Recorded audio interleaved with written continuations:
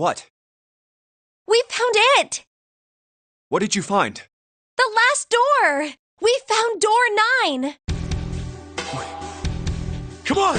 Just follow us! We'll explain on the way! Okay. Well, if that's the case... Wait for me. We should get going as well. Jumpy! We finally made it! Yeah, it's finally time. We've reached the end.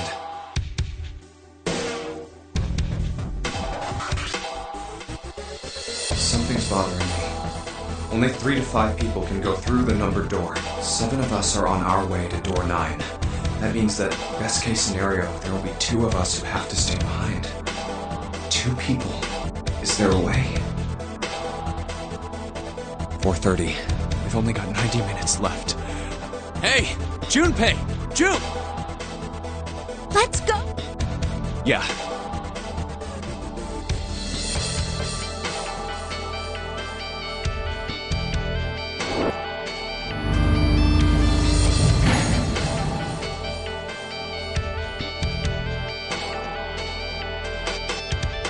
I know I told you I'd explain it earlier, but honestly, there ain't much to explain. After we split off from you guys, the 4 of us got into the elevator on the left, and that took us to the other side of the grate. After that, we headed down another hallway. It took us toward the bow, and eventually to the number 6 that you 2 found earlier. We opened it and kept going. There was another locked door behind it, like usual, but this time we had to complete 2 different areas before we could unlock it. Once we were through that door, there was another hallway that went the other direction, toward the stern. So, on your way, you found the elevator. That's right. So, in other words, you kinda did a lap, huh? You came from that side to this side. Yeah, So, where's the number 9 door? over here. Follow me. By the way, you know, it's because of Santa that we're all here right now. Huh? That all 7 of us are going to door 9. What? You don't get it? Santa, 7, and Lotus. What's their digital route? 9. That's right. They could have just left me behind and kept going if they'd wanted to. But they didn't. Yes, because Santa wouldn't let them.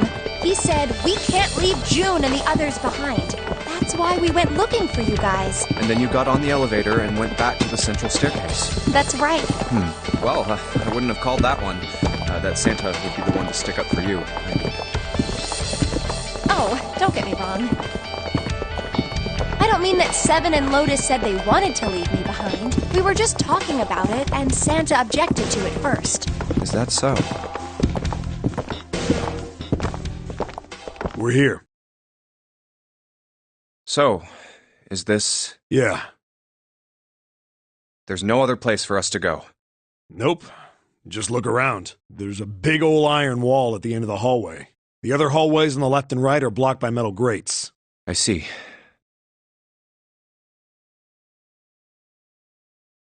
All right, let's get moving.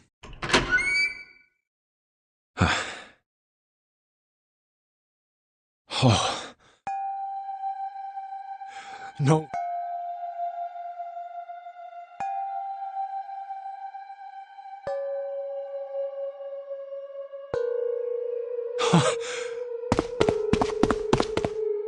The 9 door.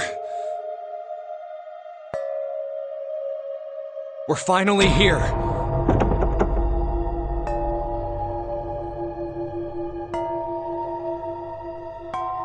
No doubt about it. This is door 9. Oh, finally! This is the last...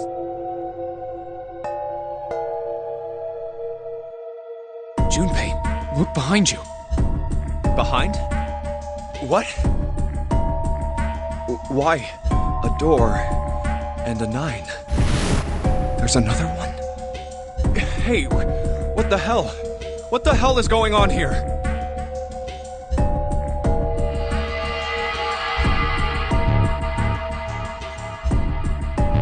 There's a red there too. That means...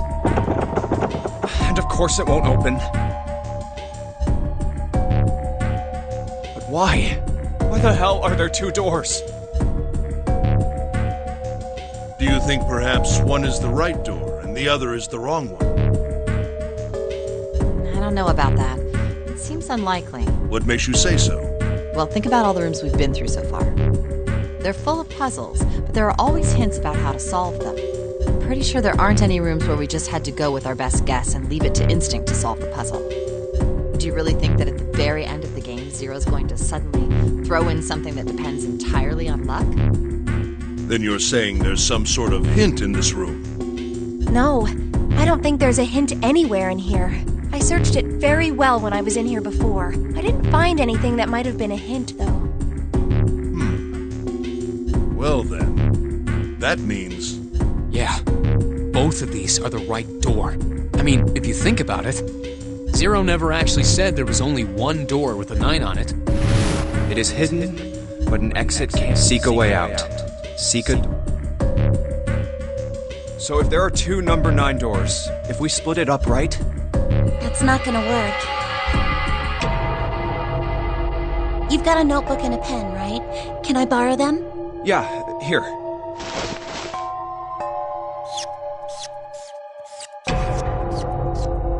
Look at this.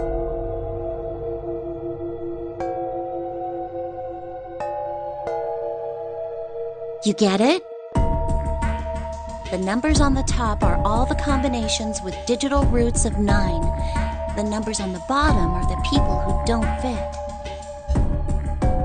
There's only 8 possibilities if we split up into 2 groups of 3 or 4 people. So... If 3 people go through the door, then 4 are left behind. If 4 go through, then 3 are left behind. Right? yeah. No way.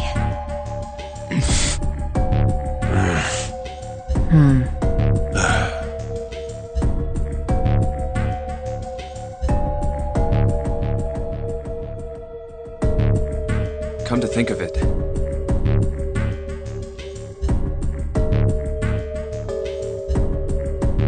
What is this room?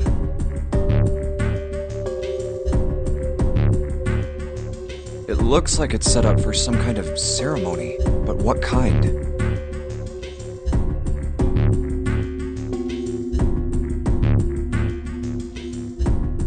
Is that an altar?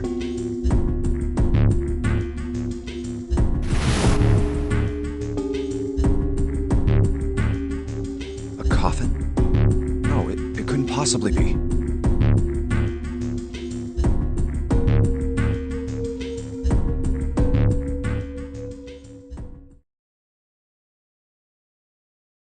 Okay, I give up. I give up. I figured if we sat around here long enough, someone would volunteer. But I guess nobody's got the guts to do it. What are you talking about? What, you guys didn't figure it out yet? Wh- Fine, let me enlighten you. Clover was mostly right with her little explanation earlier, but she missed something.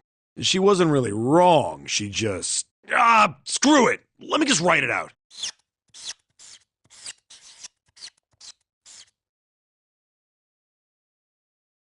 If you're trying to leave with a group of 3 and a group of 4 and get everybody out, Clover's right.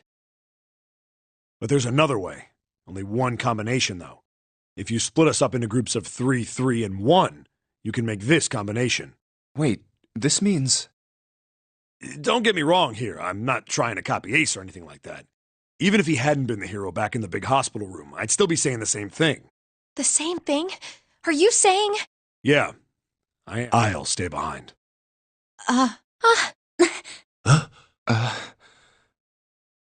Why are you acting so heroic all of a sudden? Are you some kind of idiot?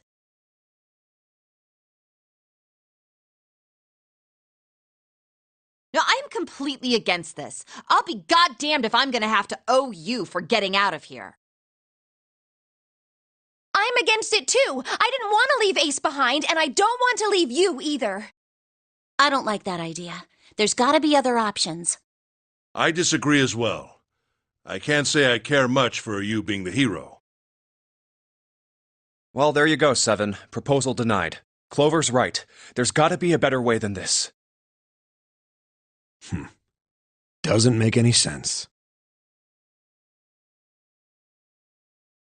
Whoa, hold on a minute. I haven't said anything yet. Are you agreeing? You want to leave him here? Nah, I'm against it. I don't want to leave 7 here alone. Then I don't see how it matters. I said alone. Huh? I said I don't want to leave 7 alone. What the hell are you? What? You don't get it? I can't leave just one person. I need 2 more. 3 people, including 7. I'll be leaving behind 3 people. That's my proposal. No. Those are my orders. What do you mean, orders? What the hell makes you think you can order us around? Who the hell's gonna listen to you? You all will. In 3 seconds, you won't have a choice. What? 3, 2, 1.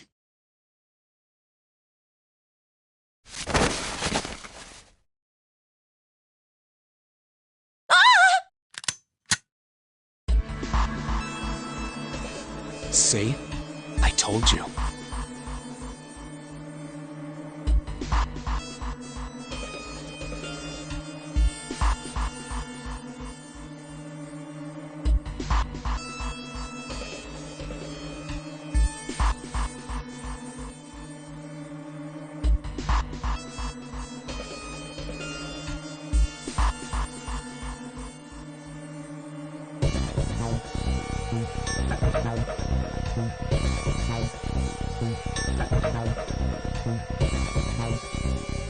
Huh? What?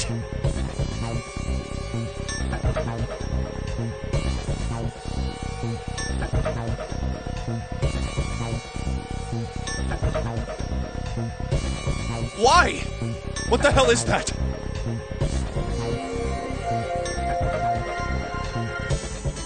The gun's from the other room. What room? One of the rooms behind door 6. I should have known he was gonna do this. I should have taken the gun. Well, it's too late now, fat ass. Damn it!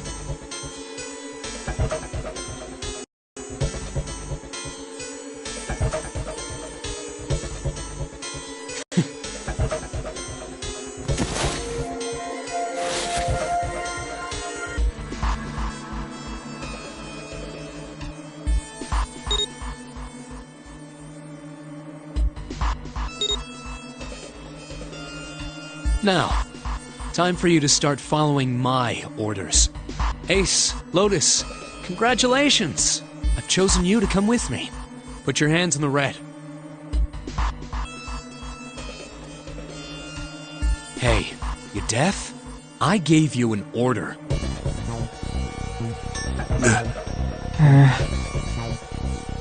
Right, fine.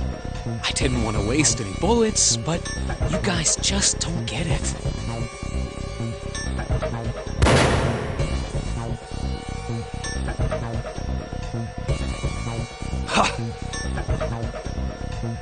He really shot it? Why? Santa, why are you... Santa, I thought you were one of us. I thought we were friends. What?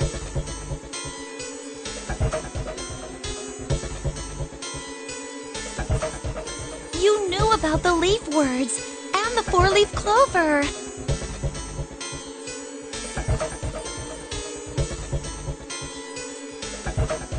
What the hell is that shit? I've got no idea. You're lying! Shut up! Just shut up! You stupid bitch! You want me to put a bullet in your fucking head?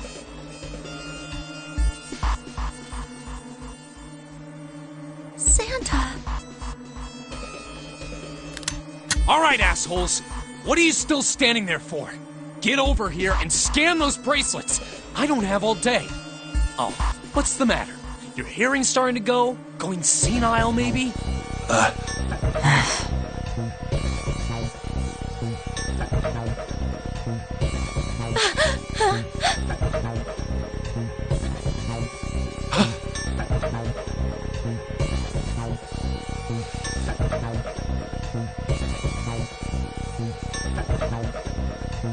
That's it.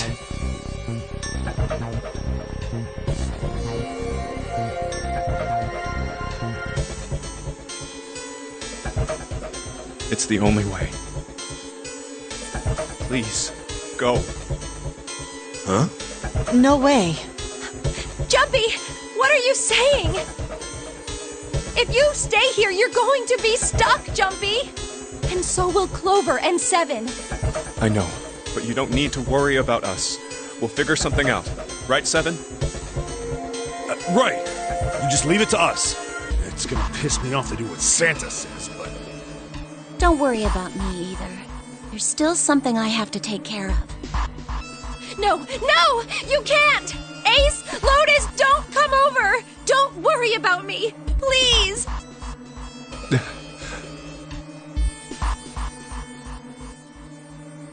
Please.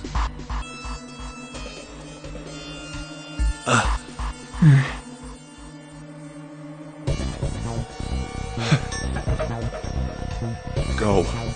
Oh, Fine.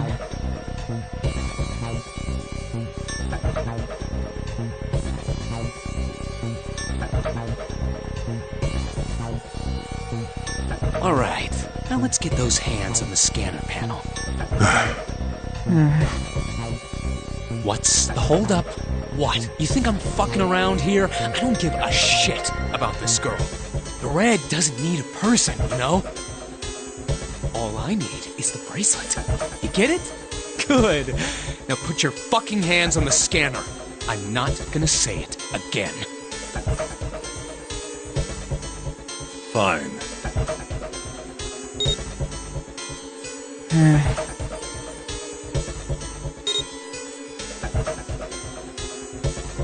Good job. Now, Lotus, pull that lever. Soon as the door opens, you get your ass in there. Try anything stupid, and you know what happens, right? Damn it.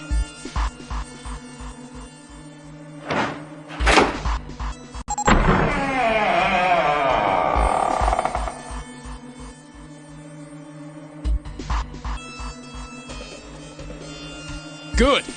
Go.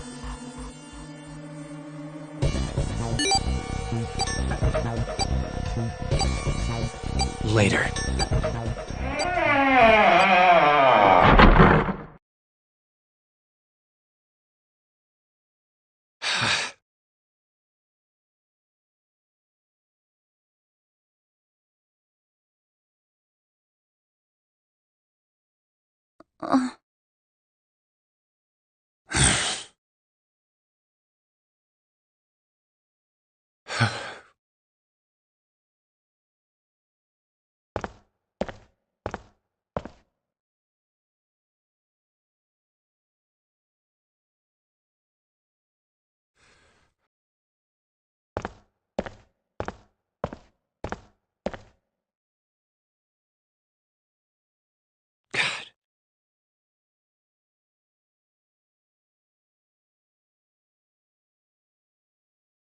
June.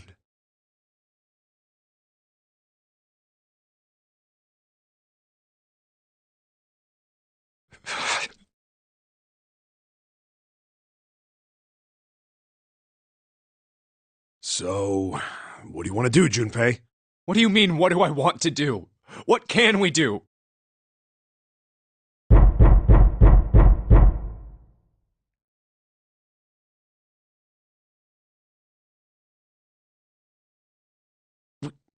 What the hell is that? Shh, quiet!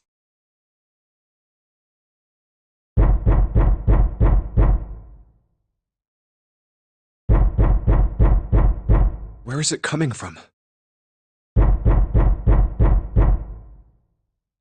Could it be? Hey! I think it's coming from this coffin. You're right! Let's open it. But how? What are those muscles for? For show? You're telling me to force it open? Just shut up and try!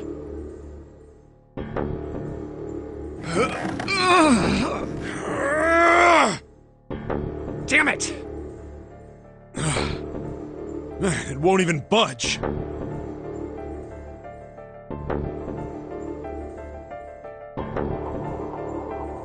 Not another one. Yeah, looks like it. Do you think we have to put in the right password or it won't open? I think so. Whoever or whatever's inside this thing wants out. And now. I know that. But how? Without a passcode, I don't think there's much we can do. Isn't there a hint somewhere? Well, let's look for one.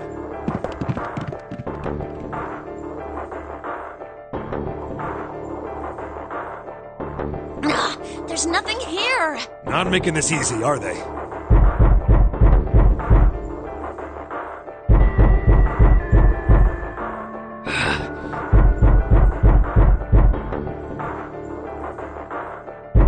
What's the passcode? What am I supposed to do? How... I need something.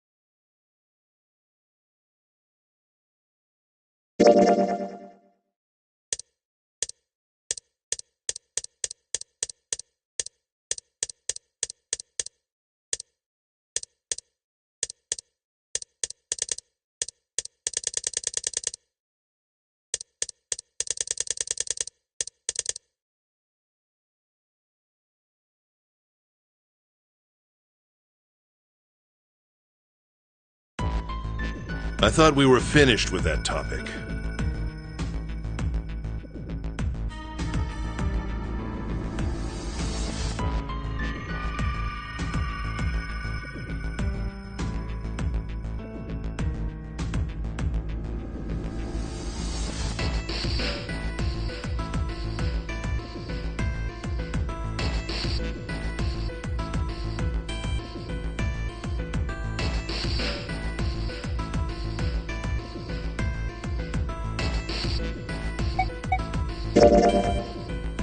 So the team assignments will be like this.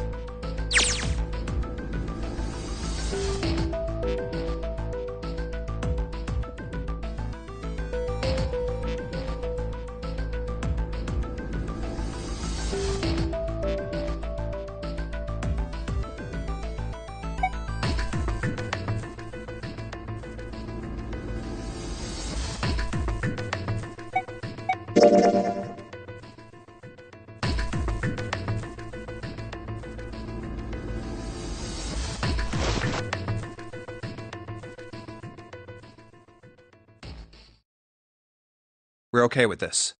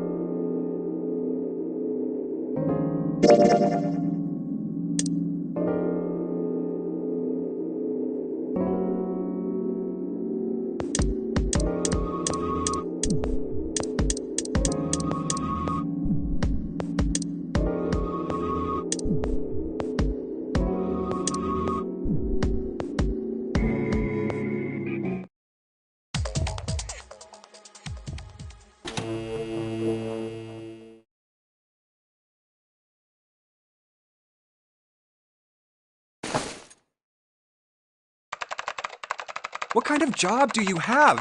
What are you? I'm unemployed at the moment. I used to work for a cybersecurity firm, but I quit. Why? Huh? Oh, it was just something. I see.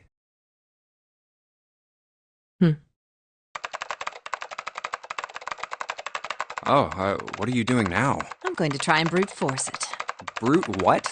A brute force attack is... Well, the short version is that I just attack the thing head on. The long version? A brute force attack is one of the simplest ways to break a cipher. It checks every possible combination until it finds the right one. For a complex cipher, it can take I'm writing a program that would run an attack like that on its own. It's not the most elegant solution, certainly. But given the circumstances, there isn't much else I can do. Oh, but back to what we were talking about earlier. What were we talking about? The wireless display. It's kind of strange if you think about it, isn't it? How do I put it? Well, let's say you write a program that calculates an addition problem for you, all right? So you enter 1 + 1. The screen will show you 2. See? Isn't that strange? No. Not really. Oh, come on now. Of course a caveman like you would think it was strange. You said so just a minute ago. You're just not getting it, are you?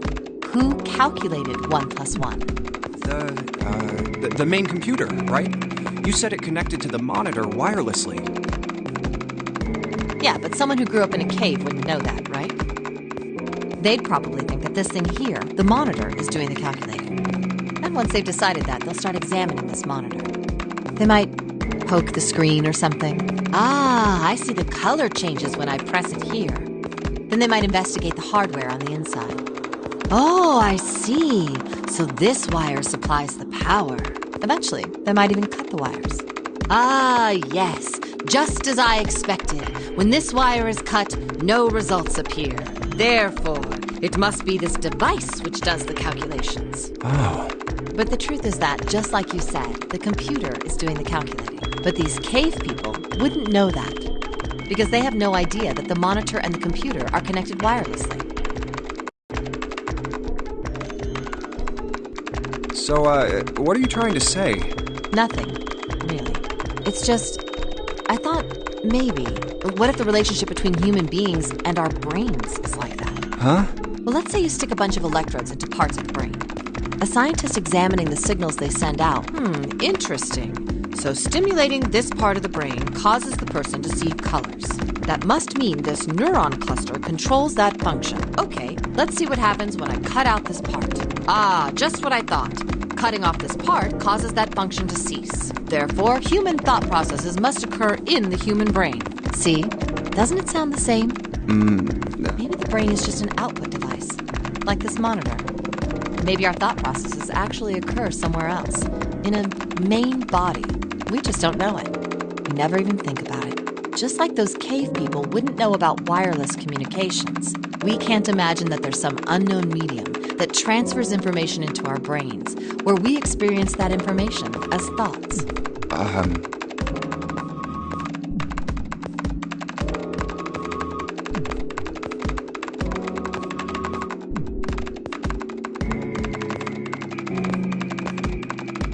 brain is just an output device. Human thought actually occurs somewhere else.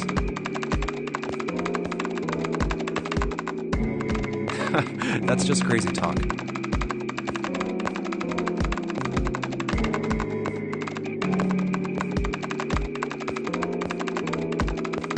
Maybe that's the cause of Seven's amnesia. If memory is actually stored somewhere else, in some sort of main body somewhere, maybe he hasn't forgotten anything at all.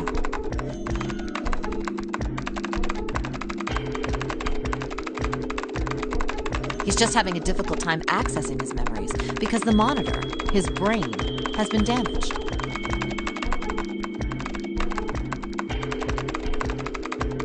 Huh. I suppose that would explain aphasia and blindsight, too. Perhaps they actually can speak or see. The monitor just isn't functioning properly. I guess people with prosopagnosia could be suffering from the same thing. Wait a minute. What?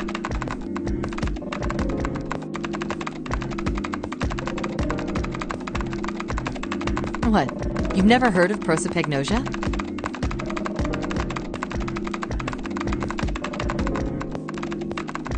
No. What is it?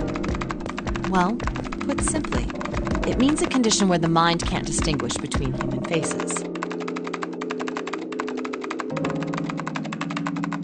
In other words, my face would look the same as Clover's or even yours.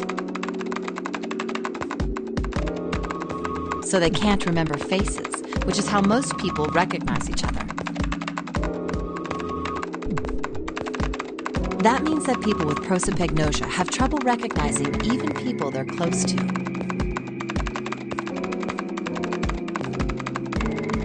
Usually they can make do by associating people with other things.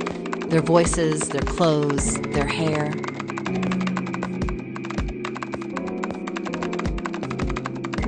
Does that mean other people's faces look like blanks?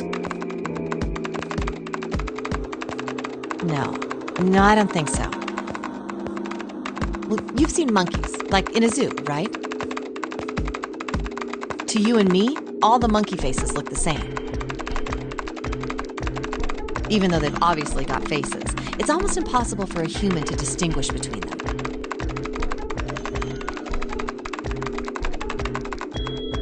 The zoo staff that works with them would learn to identify different monkeys eventually.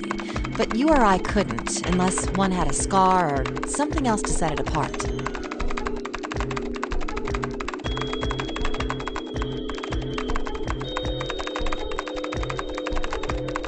Well, that's how people would be to someone with prosopagnosia. Prosopagnosia. Huh. I didn't even know that kind of thing existed.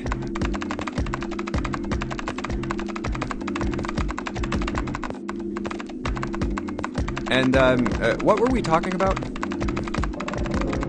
The idea that your brain is just an output device, like a monitor. Are you serious about that stuff? Not really. I was just kidding for about half of it. What about the other half? Well, I guess I was just adulting. Not funny.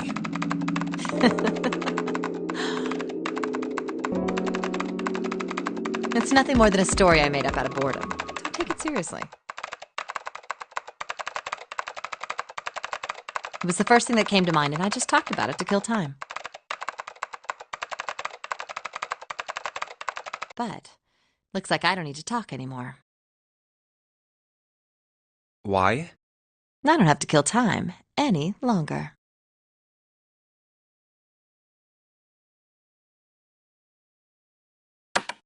Oh, then you finished that brute whatever thing? I certainly did. And let's see what we got.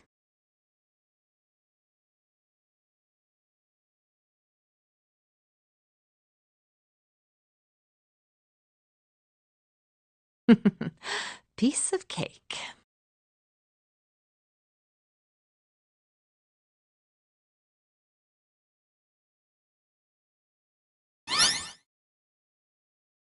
The screen changed again. What the hell is that? No idea. Looks like a puzzle. Huh? Aren't you gonna, I don't know, do more computer stuff? No, I can't do any more. It won't let me do any more programming. See? The keyboard. Nothing. So, there's nothing more I can do. Well, I guess I'll leave this to you then, Junpei. What? Let me take a break, all right? I did my part. Well...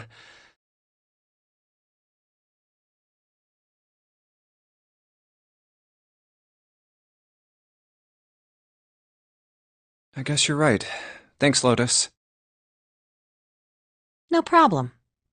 And make sure you know when you should thank people. Now, I better take care of this myself. No more relying on anyone else.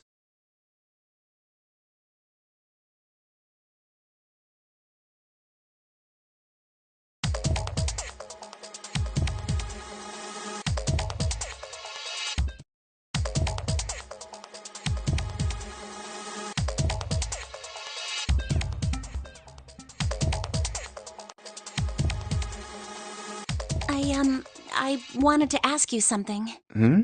Junpei, you went into door 5 with my brother, right? Did you hear him say, like, anything weird? Huh?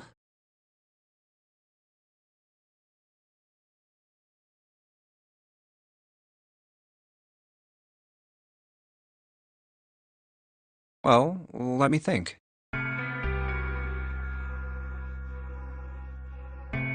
Sorry, Clover. I can't really think of anything.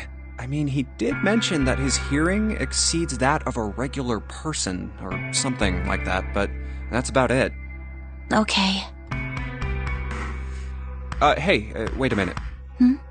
Look, I don't know if I should ask you things, but if you don't mind, I was hoping you could tell me if, is Snake, was he born? You're talking about his eyes? Yeah. No, he wasn't born blind. When he was a kid, he got in an accident, a really bad car accident. He couldn't see after that. And his arm. His arm? Yeah.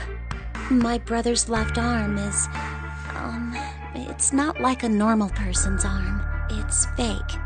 It's not a real arm. The accident hurt him really bad. To save him, they had to cut off his arm. Oh. Is that all you wanted to ask me? Look, I'm sorry for making you talk about all that painful stuff. It's not that.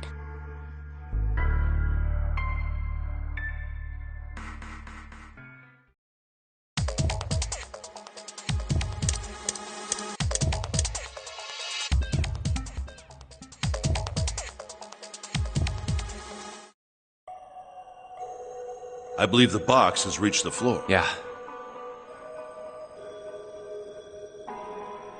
June's down over by there. She doesn't seem to be improving. Well, of course not. She's not gonna just get better right away, you know? It'll take time. What could be causing this, I wonder? Illness, perhaps? Nah, it's gotta be...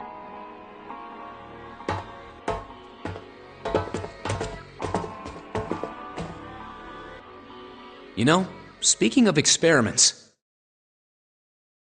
there was this experiment some scientists did with rats.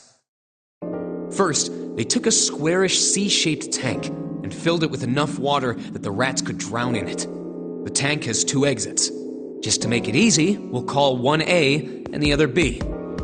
Exit A is pitch black, so dark even a rat can't see anything. But exit B is electrified, which means the rat can't leave through it. So, what would a rat do if it was put in this situation? Which exit would the rat choose?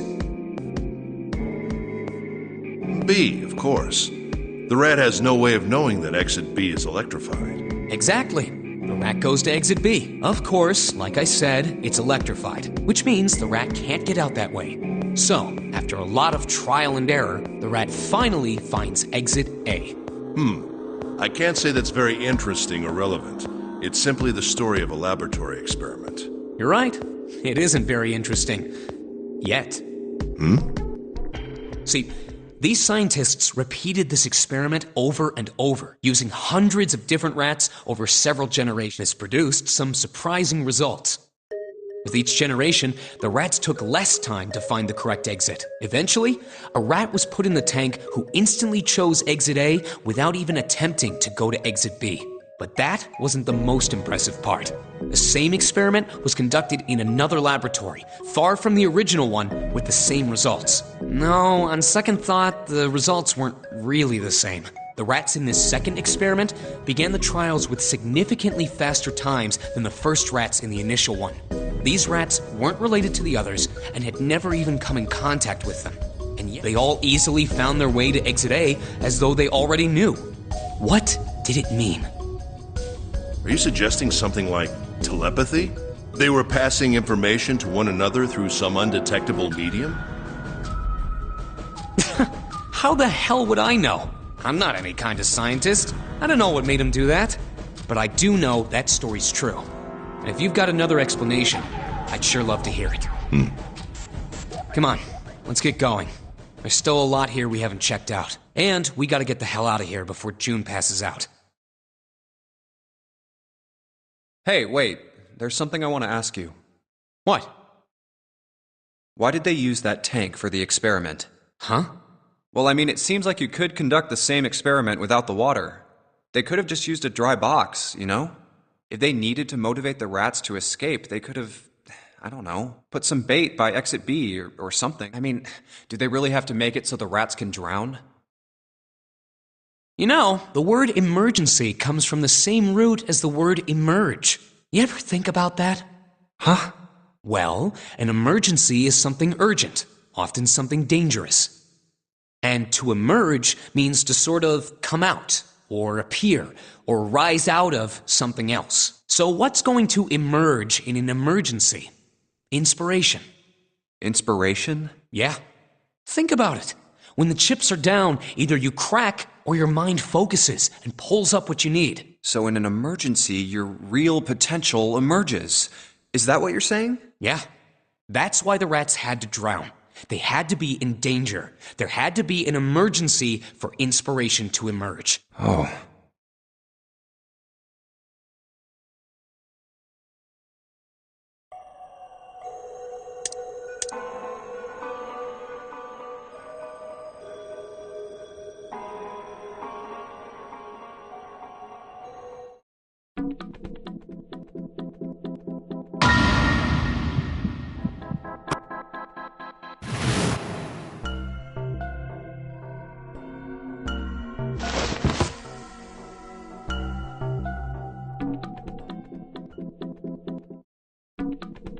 Now we finally have all 9 picture cards.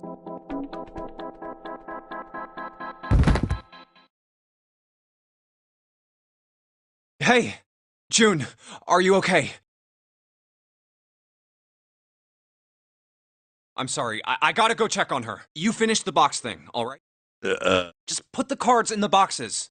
I'm counting on you! Are you alright? What happened? Can you stand? Oh, I'm sorry. I'm fine. I just tripped. Don't give me that. Now is not the time. But it's true. I tripped over a box. Just let me see for a sec. Huh. You're still warm.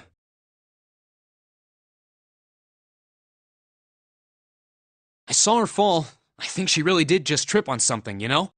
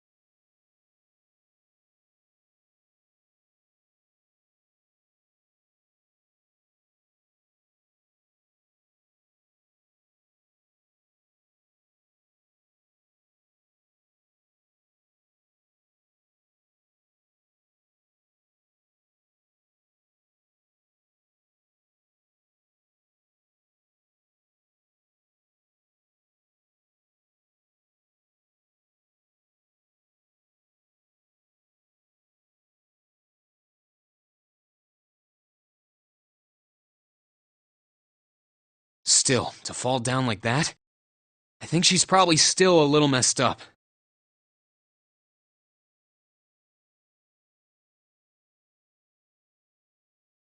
Alright, well, let's just get out of here as fast as we can so we can get you to a hospital.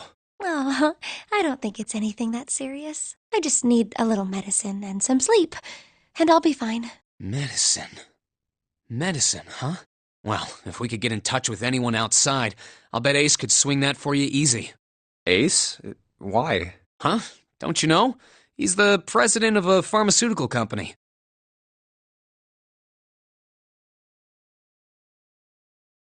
Cradle Pharmaceuticals is the name, I think.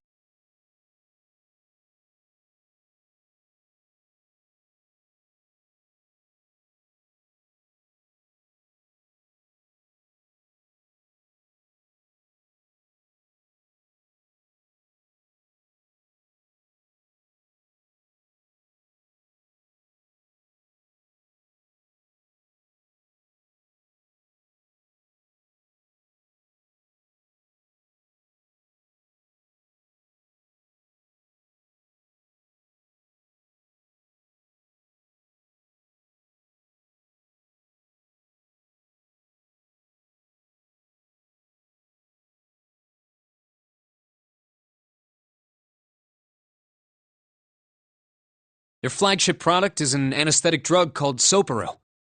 Soparil. Soparil. I've heard of that before somewhere. Soparil. It's an anesthetic that's a gas at room temperature, a lot like how nitrous oxide is. It takes only a few seconds to spread, and even a small amount is very effective. A bunch of countries quickly accepted it for widespread use within their police and military forces.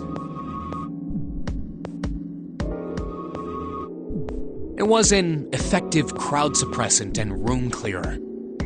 It was practical, ethical, and the humane nature of it made it the ideal drug. It's been around for about 6 years. They developed it from the extracts of several different roots. It became popular almost as soon as it was made public, with many governments placing large orders. Demand for Soparil skyrocketed, and of course that meant Cradle Pharmaceuticals' stock did too. Why do you know all of this? I heard it from the old man himself. From Ace? When? By the number 4 door at the central stairway, when we were searching the second class room. Remember how Snake, 7, and you went to door 5? It was back then. I asked him what he did for a living, and he said he ran his own company. After that, we just started talking, and I guess it just came up, you know? Huh. Are you worried about something? No, nothing.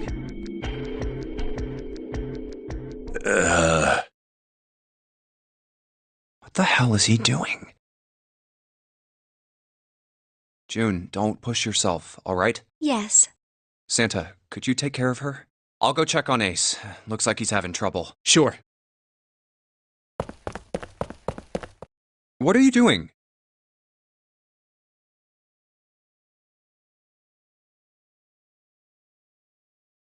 What happened? Nothing. My vision has gotten rather blurry, I think, because of fatigue.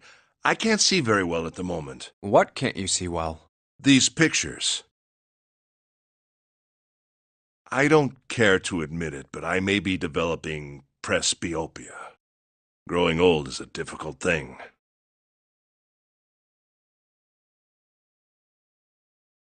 At any rate, I'll leave the rest to you.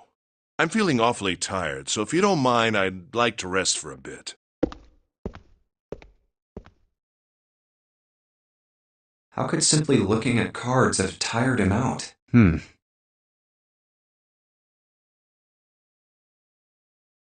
But if it wasn't, what had made him so uncomfortable?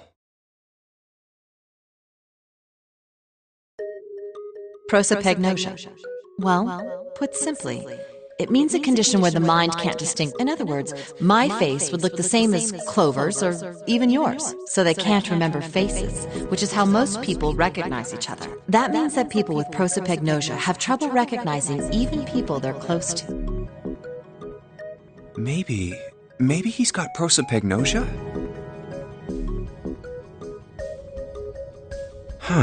Well, he looks depressed enough to have it.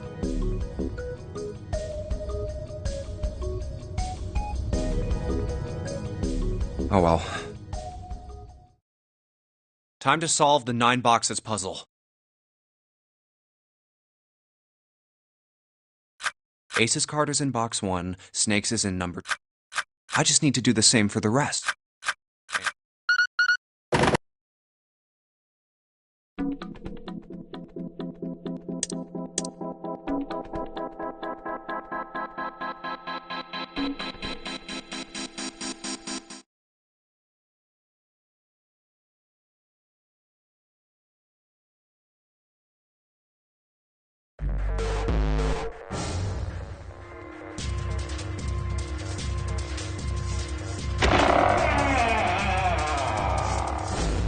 She's not here. No, she isn't. Alright, just in case, we should go take a look in the shower room. Shower room? That's where her brother is. She might have gone to see him. Well, we might as well check, right? Let's go. Good. We can still get in. We should thank 7 later.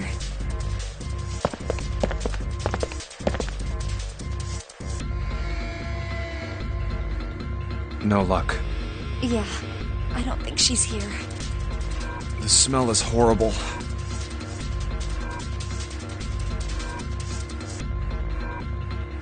Let's check the back, just to be sure. No, she's not here. Just where did your sister go?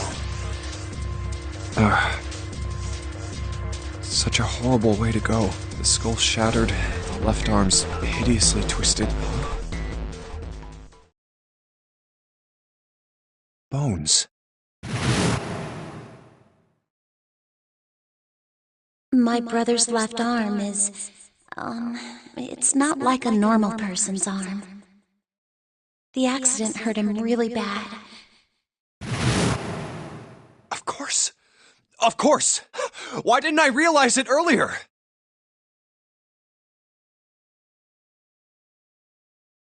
Jumpy? Oh, sorry for making you wait.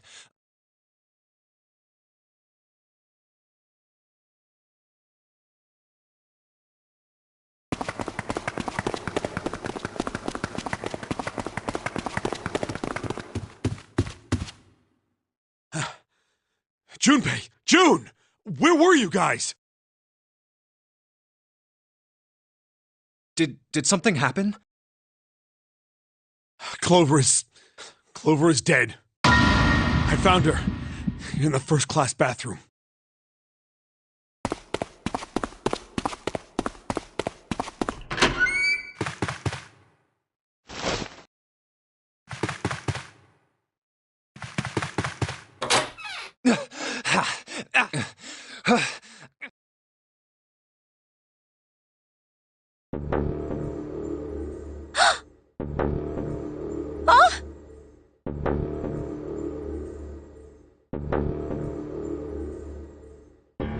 Clover.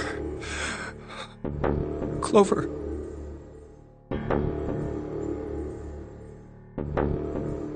Why? Why did this happen?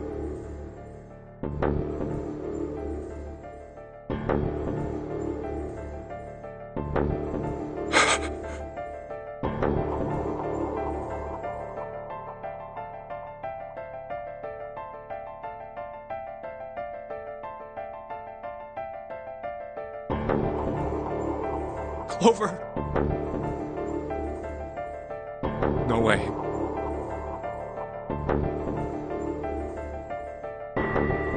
Let's get out of here, June.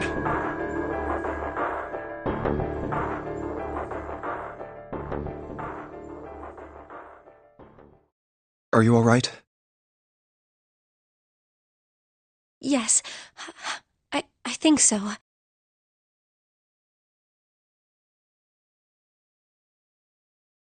You should get some rest. Here, the bed. Can you sit? Yes.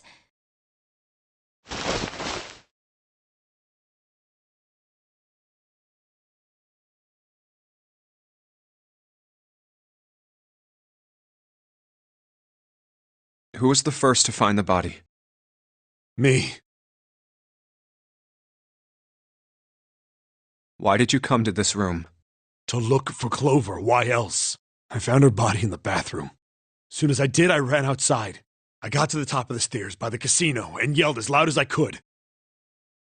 Hey, guys! I found her, but it's bad! She's in the bathroom in the first-class cabin! Come quick! Or something like that.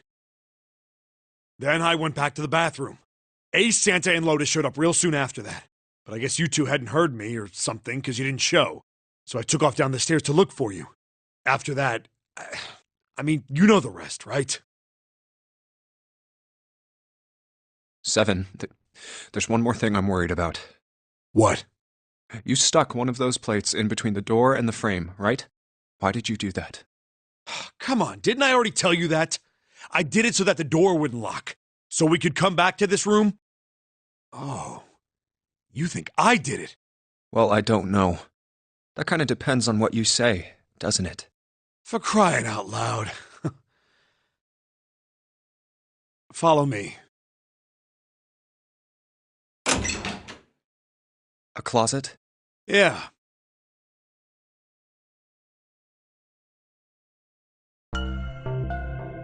This is the reason. This safe. We couldn't open it when we were getting through this room. I figured there might be something pretty important in it. I couldn't stop thinking about it. I figured eventually we might figure out what the numbers are for the safe. And if we did, I didn't want to screw around with door 5 again. So I put the plate in the exit door so we could get back in that way. You get it now? Yeah.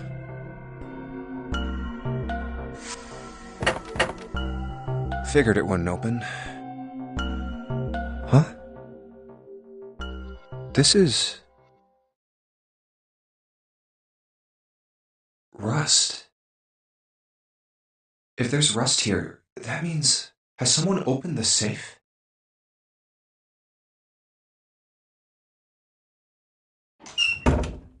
Huh?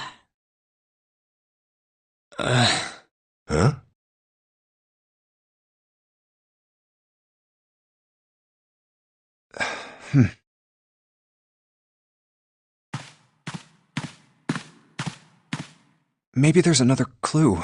Anything that might lead us to discover who stabbed Clover.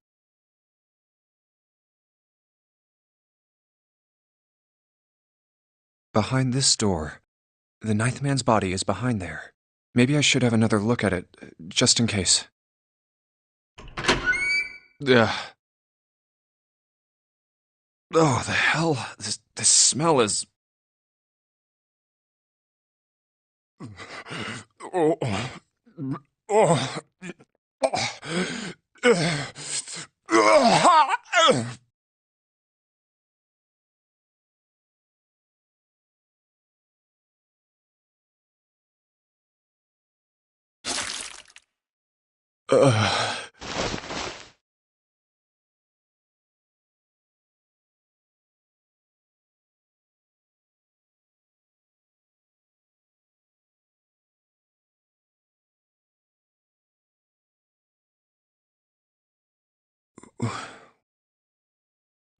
It's gone. His bracelet. It's gone. It was right next to the glasses. But why? Huh? Where'd Junpei go?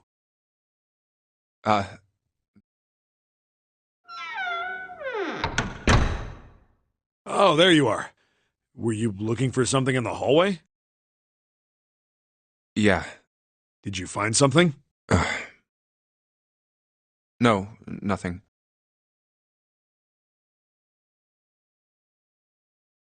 What's up?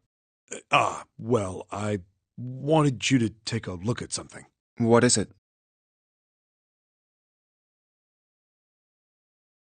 Clover. What was it you wanted to show me? I searched Clover's body again. A real shame. She was stabbed once in the back, probably by a knife or something. And I found this. What? I haven't actually looked at it yet, Didn't want to disturb the crime scene, you know? Basic stuff. Well, I did borrow one thing. What? I'm opening it.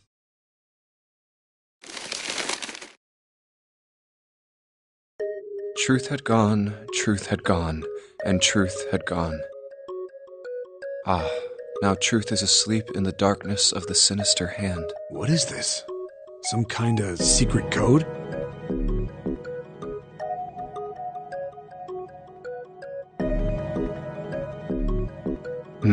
A code.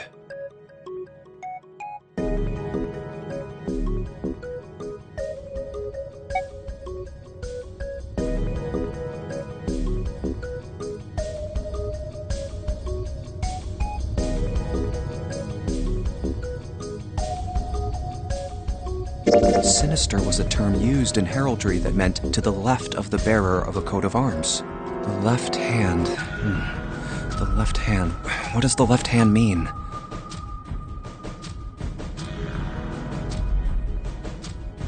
Does the darkness of the sinister hand have something to do with the bracelet? There's two things sticking out on either side of the face. The left and right sides of the face.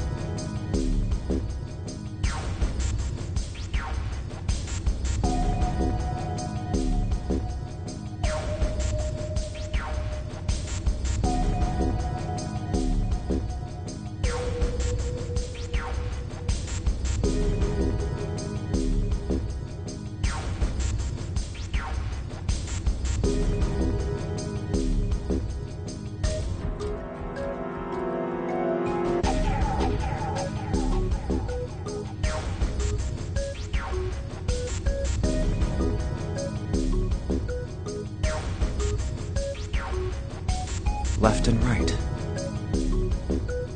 Left and right. Right and left.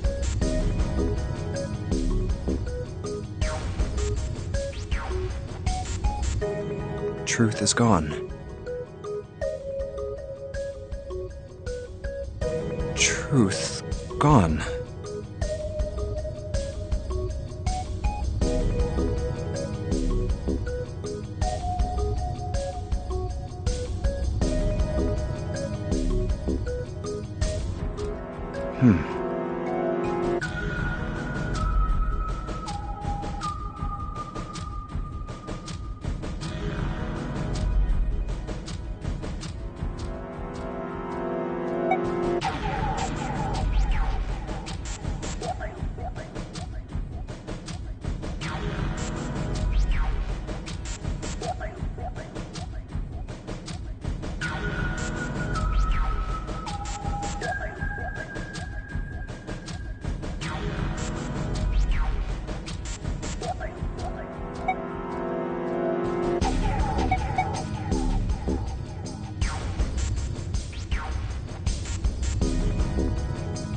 Maybe there's something about how they sound out loud. Truth. Gone. Nope. They sounded the same in my head.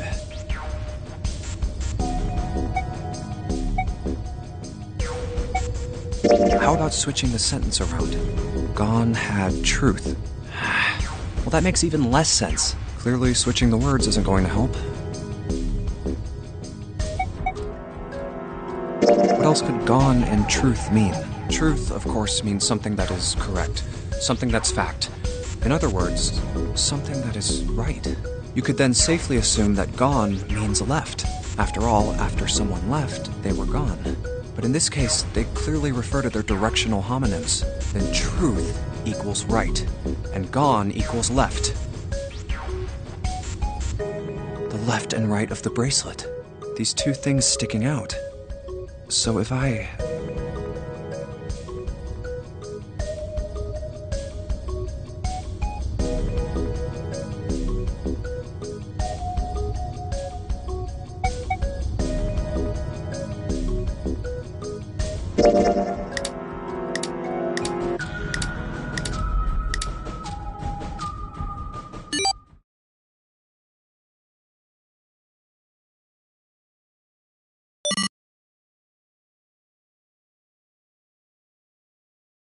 Wait, did it just...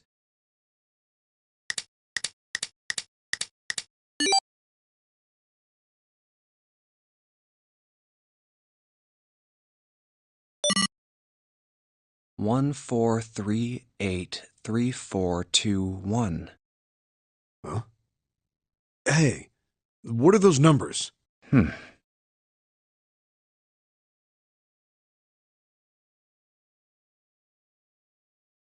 4, 3, 8, 3, 4, 2, 1. 1, 4, 3, 8, 3, 4, 2, 1. 1, 4, 3, 8, 3, 4, 2, 1. 1, 4, 3, 8, 3, 4, 2, 1.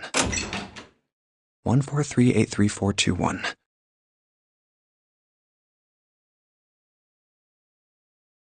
Huh. 1 to the right, 4 to the left, and... Oh!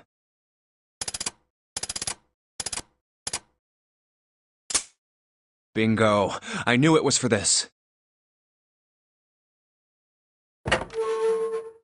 Oh, is this some sort of note? Let's see.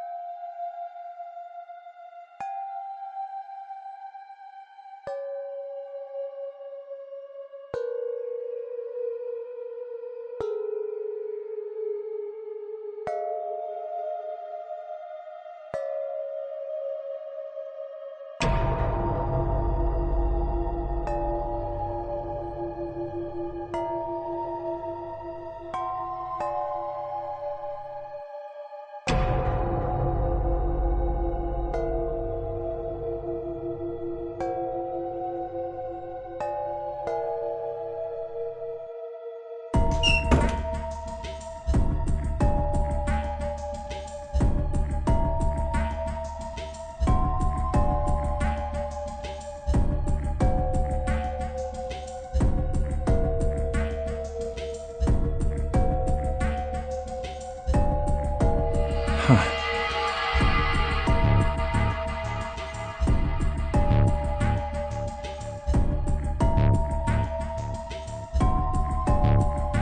Sorry, but do you think you could all come with me? Come with you? I want all of you to go to the big hospital room. Why? There's something I want to be sure of. What do you want to be sure of? I want to know if the person I suspect is really the culprit. Wait, then you're saying... Yeah, I think I've got it figured out. I know who killed Snake and Clover.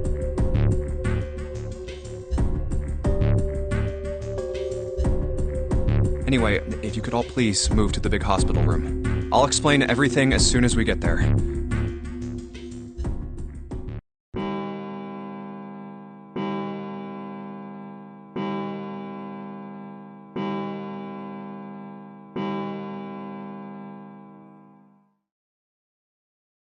It's 5 o'clock. We don't have a lot of time left. Let's go.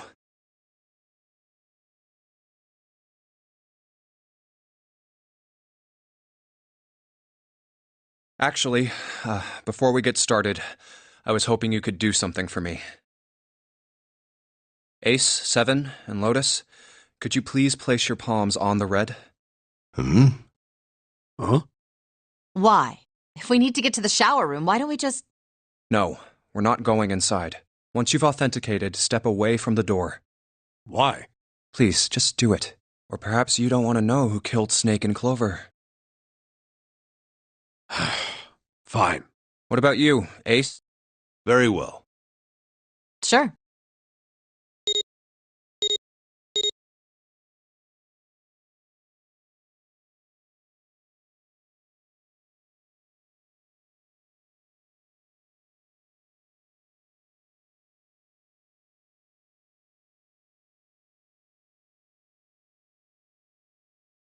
I have this idea.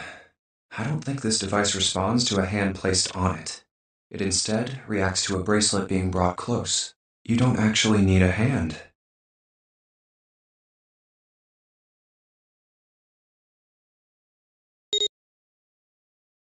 I knew it.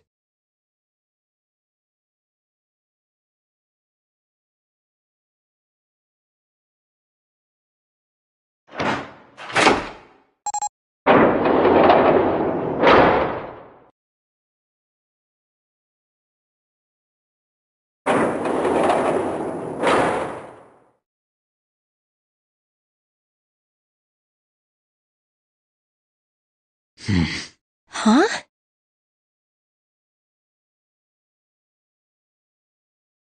What was that about? How should I know? Thanks. I appreciate your cooperation. By the way, Ace, would you mind if I asked you something? What is it? Do you know who I am? What? What kind of question? Just answer it, please. Who am I? You're Junpei, of course. Who else would you be? Unfortunately, that's the wrong answer. Actually, I'm Santa. Well, what?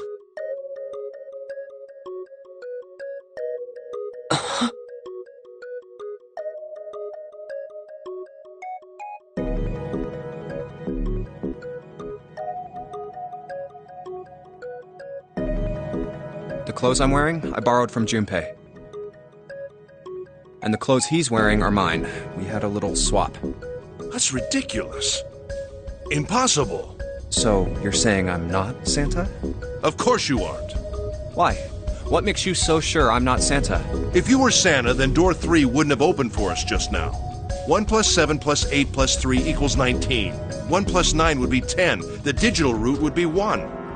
But the 4 of us just opened door 3. You can't possibly be Santa. Your bracelet number isn't 3. It's 5, right? Huh?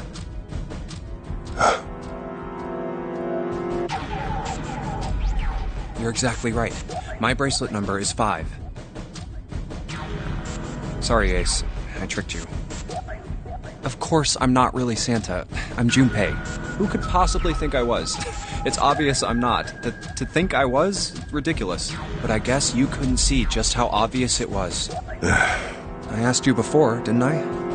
What makes you so sure I'm not Santa? And you answered. If you were Santa, then door 3 wouldn't have opened for us just now. Most people wouldn't say something like that. The first thing that would come to anyone else's mind wouldn't be the bracelet number. There'd only be one thing they'd say. One sentence. You don't have his face.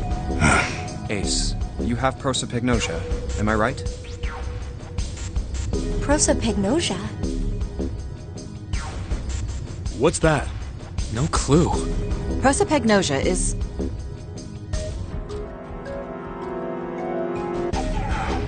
Very well. I confess. I have prosopagnosia.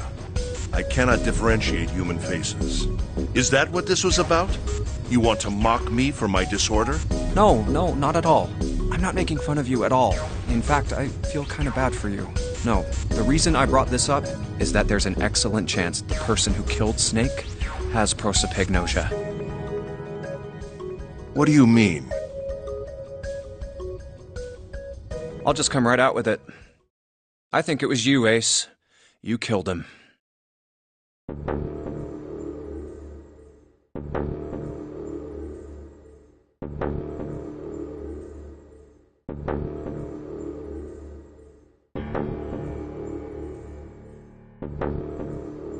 That's ridiculous. What possible evidence do you... I have 3 pieces of evidence. The first. Think back to a few hours ago. You made us argue over the 3 doors here in the big hospital room. There was no way all 7 people could go through them. Lotus suggested that we sacrifice one of us. Then you, Ace, said, I'll stay here. Why would you say something like that? It's pretty simple, really. You didn't want us to see the dead body in the shower room. You see, if Ace stayed behind, there were only 2 doors the rest of us could go through. Doors 7 and 8. There was no way we could get through door 3, the shower room. You knew that, didn't you, Ace? That's why you volunteered to stay behind. Come on now, I think that's going a bit far. I can understand if you're jealous of my bravery, but please don't devalue my actions. I only wanted to save the rest of you. Surely you can understand my altruism. Altruism, huh? You already knew, didn't you? You knew that whichever doors we took, eventually we'd end up back in the big hospital room. What on earth are you saying? Of course I didn't know that. How could I have? Really? Yes.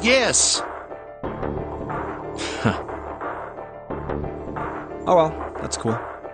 I've still got 2 more pieces of evidence that say you're the killer. The second is that, as I said earlier, you have prosopagnosia. Then you mean to imply that a person who can't distinguish human faces must be a bad person?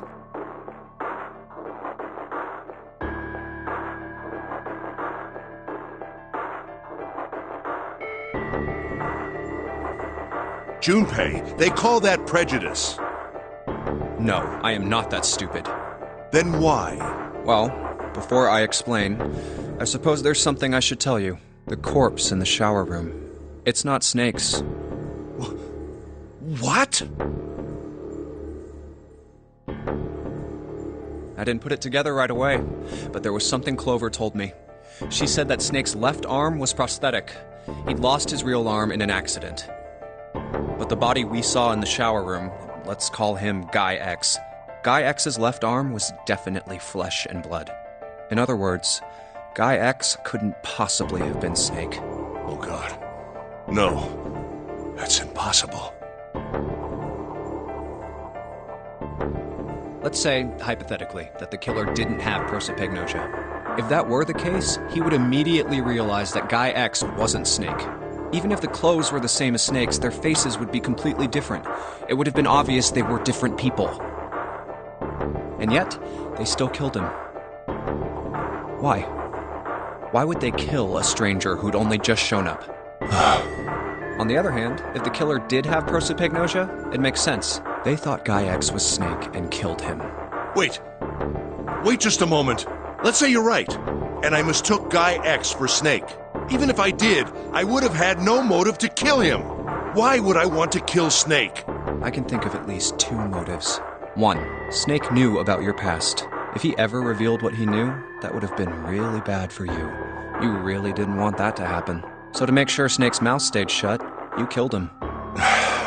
Two, Snake had a grudge against you. You knew that, or at least you could have easily assumed he did. Even without exposing your identity, he was a threat to you. You never knew when you might be attacked. You couldn't ever let your guard down. Every moment was a moment he might try something. You didn't want that kind of danger hanging over you. So... Hey, hold on a minute. What's the past that Ace wouldn't want us to know? Why did Snake have a grudge against him? Look at this. What's this piece of paper? The nonary game was played once before 9 years ago. The person with the number 2 bracelet attended the game 9 years ago. It was planned by the following 4 people: Cradle Pharmaceuticals CEO Gentaro Hongo. What is... It's the message from Zero. It was in the safe in the first class cabin. Give me a break!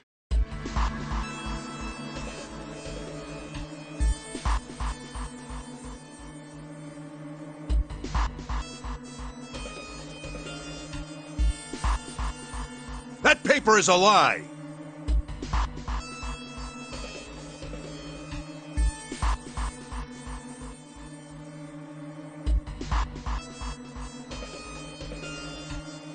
Someone is trying to frame me!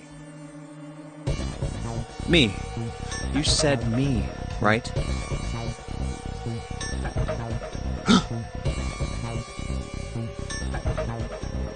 Wouldn't that mean you're admitting you're Hongo, the CEO of Cradle Pharmaceuticals? Or am I mistaken? Very well. I admit that much. I am certainly the CEO of Cradle Pharmaceutical, Gentaro Hongo. So what if I am? I don't know anything about this nonary game that supposedly took place 9 years ago. Everything on that scrap of paper is bullshit. Someone is trying to set me up, you see? First of all... Junpei, you're claiming I did this all by myself. Think that over, all right? How could I have killed Snake all by myself? Not Snake. It was Guy X. I don't care who it was! You said the killer put this other man into door 3, right? Yeah, maybe. Then I couldn't have possibly done that alone. I couldn't have opened door 3 with only myself and Guy X. Nope. You could have. Huh? Huh? What? Actually, Ace, when you were unconscious, I took something from you. Remember when you were injected with that anesthetic and fell asleep in the big hospital room? Yeah, back then, I took this. No! You couldn't have! I got you, Ace. Your right hand there tells me all I needed to know. You want to tell me what you were so worried about? What's in your pocket? It's the number 9 bracelet, isn't it? Ace, Guy X, and the 9th man's bracelet. That was all you needed to open door 3. That's how you killed Guy X all by yourself, Ace. All you needed was the number 9 bracelet in your chest pocket.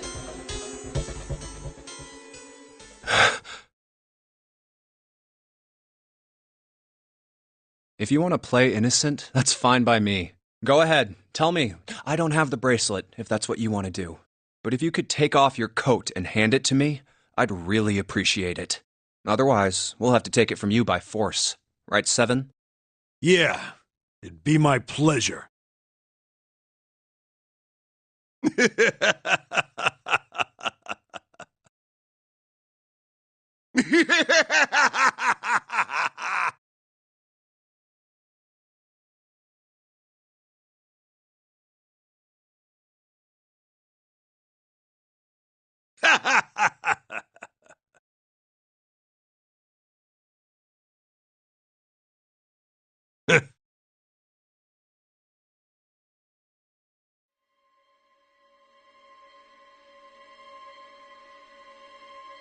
Well done, Junpei. As you so correctly deduced, I have the number 9 bracelet. I retrieved it while we were searching for the missing hardware for the Red. I left the room I was supposed to search and headed to the first-class cabin on B-deck. My purpose was to obtain the number 9 bracelet. 9 is a potent ally in the nonary game. Adding 9 to any set of numbers won't alter the digital root.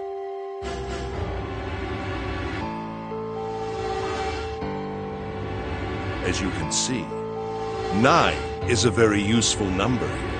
With it, one can go anywhere, with anyone. It is, I suppose you could say, a game changer. So I made for the first-class cabin to obtain it. In mere moments, I successfully acquired the number 9 bracelet. There was also an unexpected bonus. The knife the 9th man had used. I quickly pocketed both of them and left. I made my way back to where I was expected to be. That's when I ran into Snake. Well, this guy X, actually. I spotted him ahead of me. He was heading for the large hospital room and hadn't noticed me. The man wearing Snake's clothes arrived at door 3. When he stopped, I walked up behind him and called out, "Snake." He turned around. He said nothing. His mouth simply hung half open. He seemed dazed somehow, almost like a man half asleep. Perhaps he had been drugged. It wasn't important. I tend to gloss over little things like that. I was certain that man was Snake. I knew Snake had taken part in the nonary game 9 years ago. Being blind, it made sense that he didn't recognize me immediately upon our first meeting. But why then hadn't Snake said anything to me later? Surely he hadn't forgotten what had happened to him in the nonary game. But not once did he attempt to confront me. Did his lack of sight prevent him from fully recognizing who I was?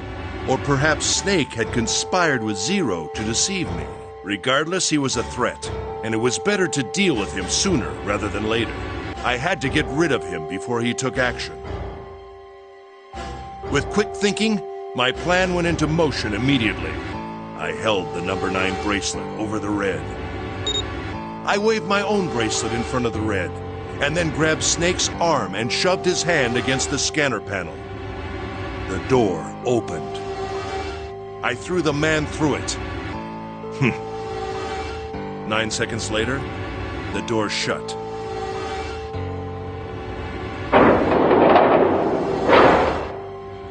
81 seconds passed.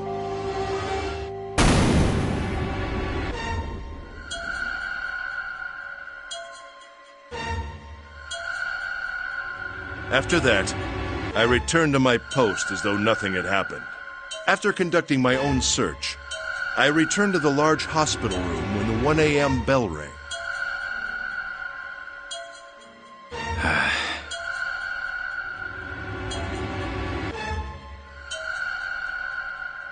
Ace, did you kill Clover? Yes. Why? Why did you kill her? She was Snake's sister. It was possible he had told her something dangerous. Additionally, she had gone through door 1. It seemed likely she might have found it. Found what? Why don't you go through door 1 yourself? Perhaps it's hidden somewhere. Yeah, but Lotus and I went through door 1 too.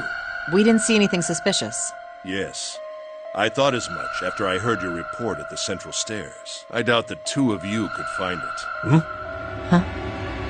But perhaps Clover was different. Perhaps she had found it. I was, therefore, desperate to find her. And at last I did, in the first-class cabin. I spoke very calmly. Did you see it? See what? Don't act as if you don't understand. You were in the captain's quarters, weren't you? Uh-huh. What are you talking about? Very well. By the way, what are you doing here, Clover? What? Nothing. There's blood on your shoes. It looks fresh. Did you go take a look at the 9th man's corpse? I see. Your silence suggests that you noticed. You saw something, didn't you? You saw that his bracelet was gone. No! You aren't going anywhere. Oh! You're staying here. No!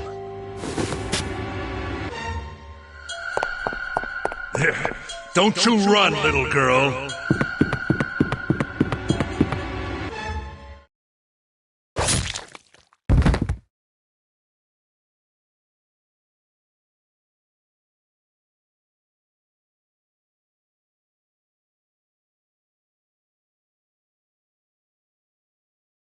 That was how I killed Clover.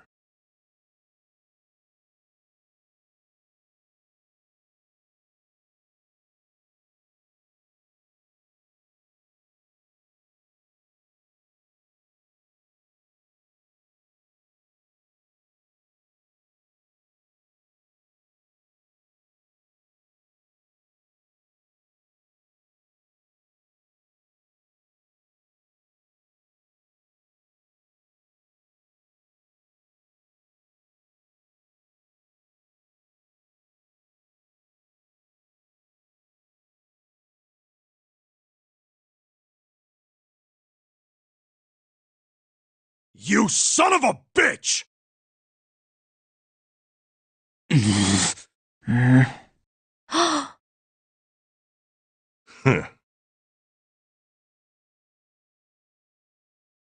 I admit it. I've lost. I have lost. Completely and utterly. Don't misunderstand, Junpei. I didn't lose to you. I lost to Zero, not you.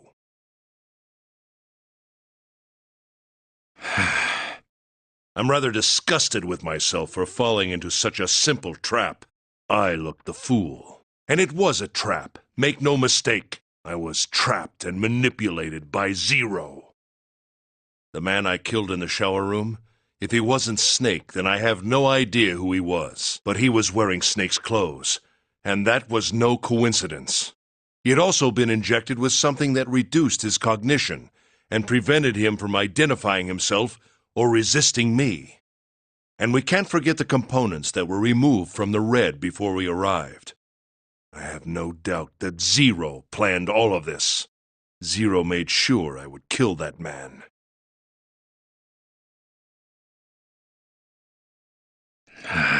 It follows, of course, that Zero knew everything I would do. That I would try to take the number 9 bracelet. That I would try to kill Snake. Everything.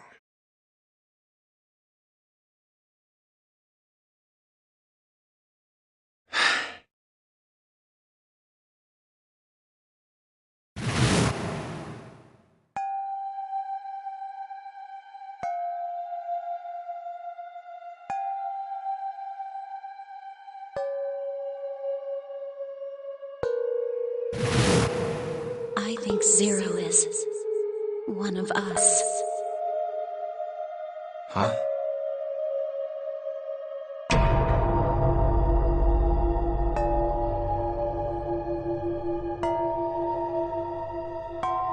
Zero is one of us? No. Wait. There's one more person. Snake. The man who died in the shower room isn't Snake. That means he's almost certainly still alive. Maybe Snake is Zero. Maybe he made Guy X wear his clothes so that we'd all think he was dead. Where's Snake now? What if he's off somewhere laughing at us? If he is Zero, he must have been lying to us about everything else. Is he watching us?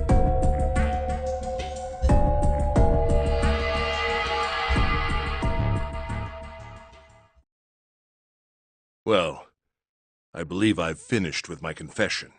Why don't we get moving?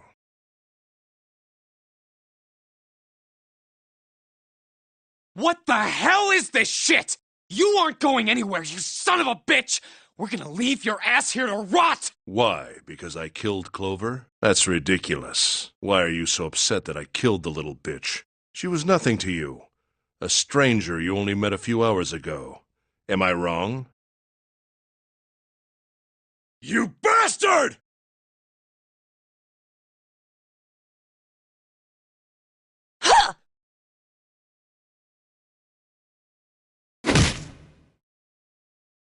Blindsiding me with a punch, huh? You've got some fire, don't you? I confess, I rather like a tough woman.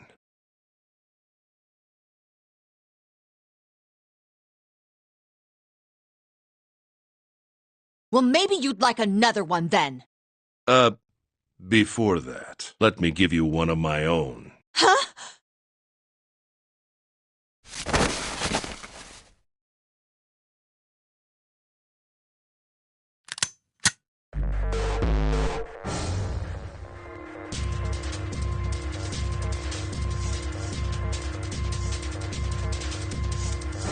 If any of you so much as blink, I won't hesitate to pull this trigger.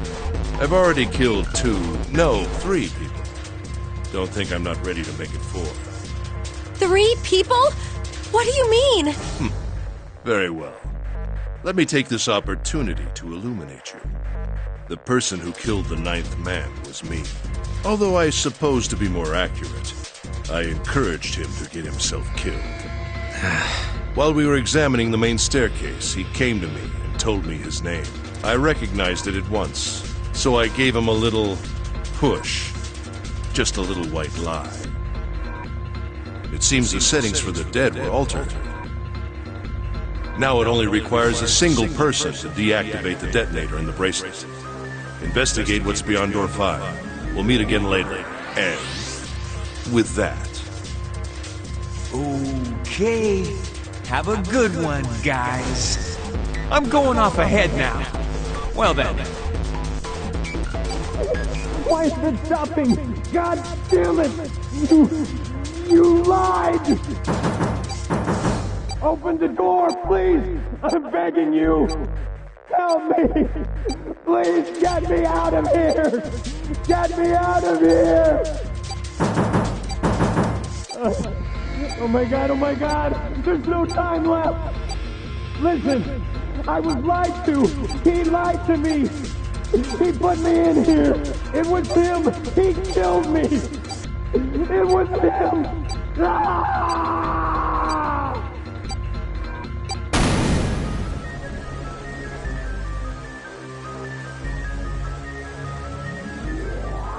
I had 4 reasons for killing him. As I said before, in the nonary game, the number 9 bracelet is of utmost importance. If I had allowed him to keep such a useful tool, he, or it, would have become a threat to me. As such, I decided that he should be eliminated early on. I wanted the number 9 bracelet. If I could manage to obtain it, I would be able to manipulate the game as I saw fit. I would be unable to acquire the bracelet unless its owner was dead. That's the second reason. Even setting aside his number, he would have been nothing but trouble for me. He was aware of my past.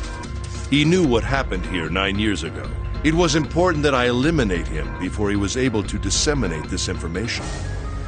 Lastly, I wished to conduct a simple test. A test to see if this nonary game was serious, or a poor attempt at a joke. I needed to be quite sure. As such, I encouraged him to act against the rules so that I might observe the outcome. I don't get your third motive. What the hell happened 9 years ago? Didn't I say?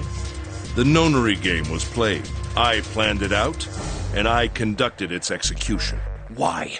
What on earth was it supposed to do? I don't really think I have any obligation to tell you that.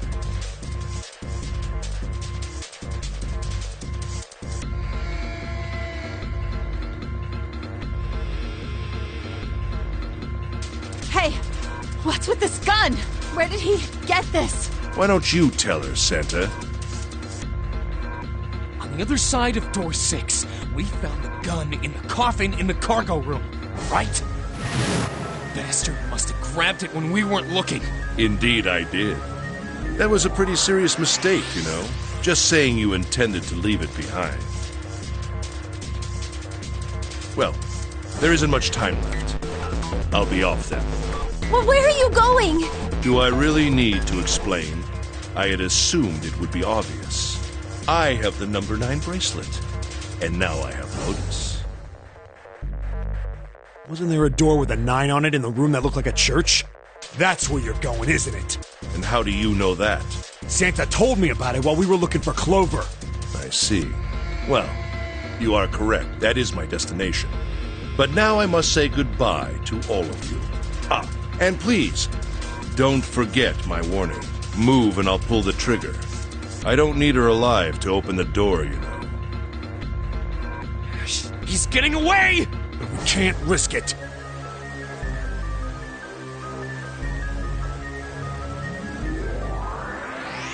Now, Lotus, open the door for me if you would.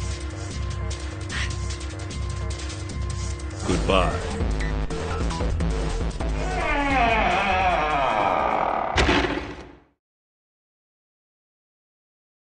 Damn it!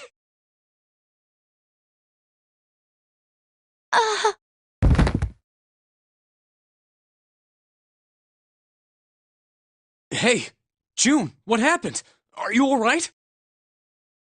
Jesus, you're burning up. Your fever's back. Are you okay? I'm okay. Really, I'm fine. You should be worrying about Lotus. But...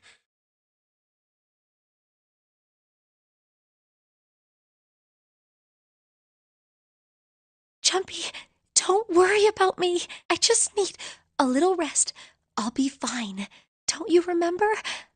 I just needed to rest a little bit last time. So please, please save Lotus. Think about what Ace has already done, Junpei. When he's got what he needs from Lotus, you really think he's just gonna let her walk away? Damn it. You guys go on ahead. Soon as June starts feeling better, we'll follow you. Go! Huh. All right, come on, 7. We're going after Ace. Hell yeah! Santa, you take good care of June. I'm trusting you. Got it. Let's go!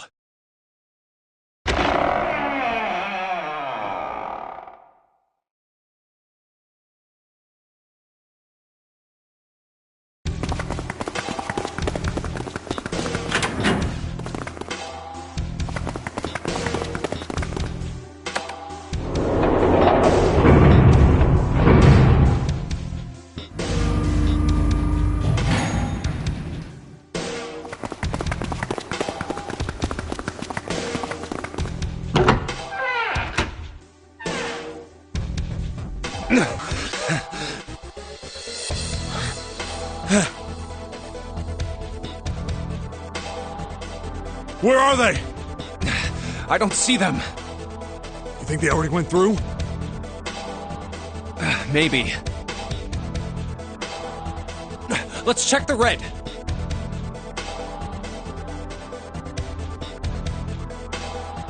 Engaged. It's occupied.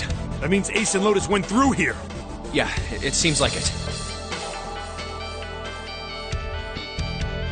What do we do now? Yeah, what should we do?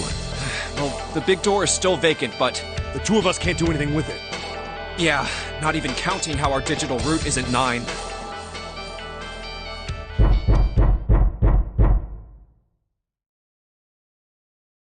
What's that sound?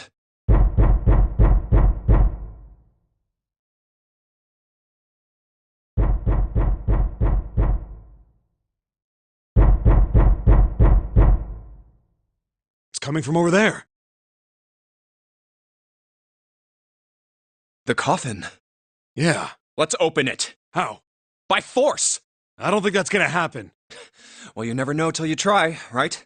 The only necessity for success is the willingness to suffer what... Who said that? I forget. Anyway, we've got to try.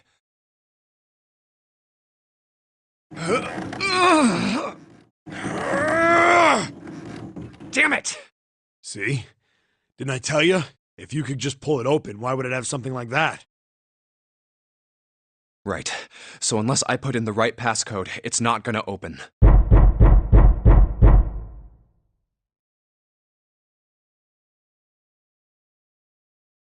Was there some sort of clue somewhere?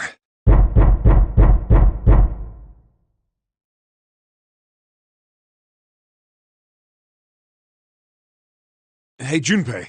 I remember you mumbling about some weird numbers over by the bathroom in the first-class cabin. You got those numbers by solving the secret message Clover was holding, right? Truth had gone, or something like that. Yeah, that's right. What about it? Well, maybe that number's the passcode for this thing, too. Come on, that's impossible. Those numbers were the code to unlock that safe. Yeah, but the person who set up that safe in this coffin is the same person, right? Zero set up both of these. Yeah, probably. Well, then they might have set the same passcode for both of them. That's ridiculous. Why don't you just try it? I mean, it's not like you'll make things any worse. It'd just be a waste of time. There's no way they're the same number. How do you know that? You never know until you try. The only necessity for success is the willingness to suffer 1,000 failures. Who said that? You. Fine.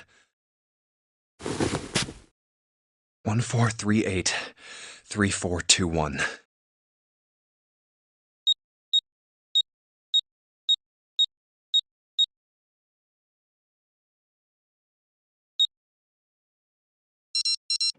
What? You gotta be kidding me.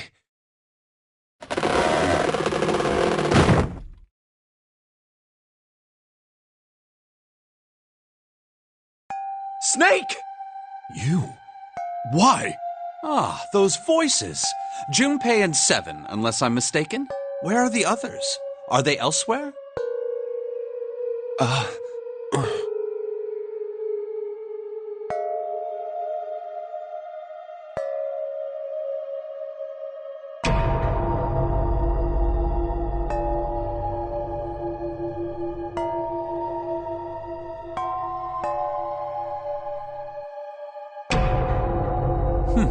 I see. I believe I got the gist of everything. Have I been sufficiently caught up?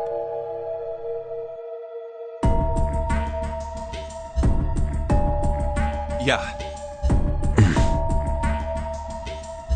But that still doesn't explain why you were trapped in here. We've still got no clue about Zero's true identity, let alone why the hell he's doing all this. Why did he put Guy X in Snake's clothes? Is all this stuff somehow related to that notary game that was played 9 years ago? Hey, Snake, do you know anything? What are you talking about? I apologize, but I have no idea what you're saying. Oh, come on, just tell us if you know. I don't know what to tell you. How can I know something I don't?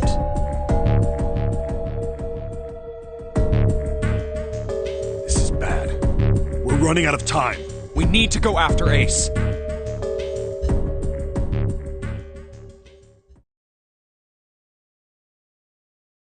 What do we do now?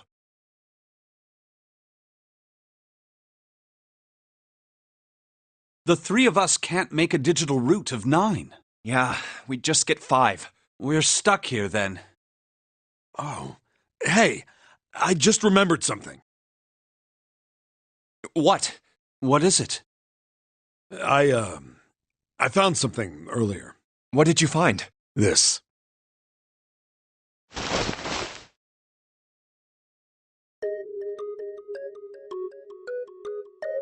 Zero. Zero's bracelet. What did you say? Are you saying that 7 has the number 0 bracelet? Yeah. Where did you get that?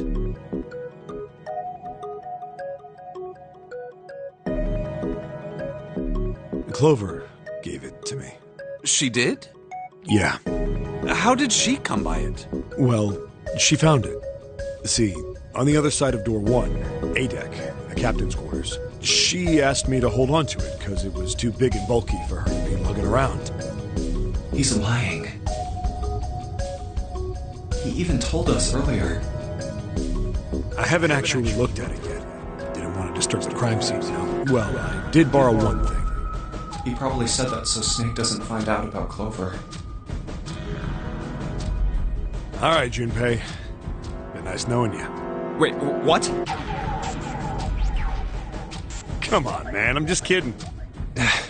Still, just in case, I want to make sure the 0 bracelet gets picked up by the red. Snake, give me a hand, all right?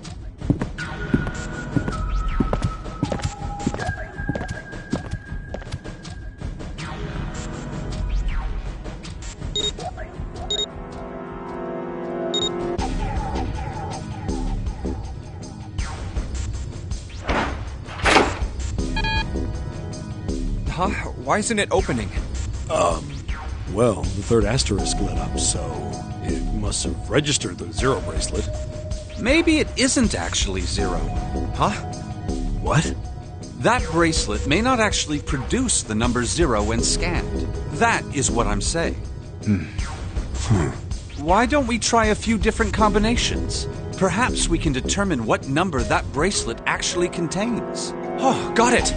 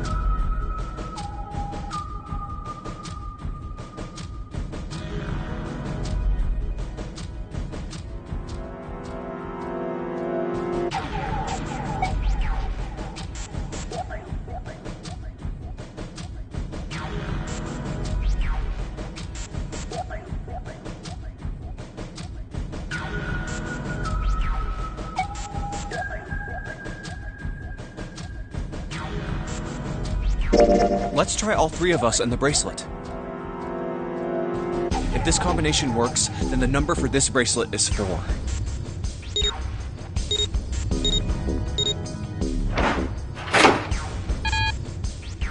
It didn't open.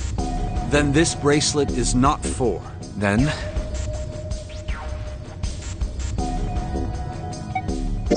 let's try me, 7, and the bracelet. If this combination works, then the number for this bracelet is 6.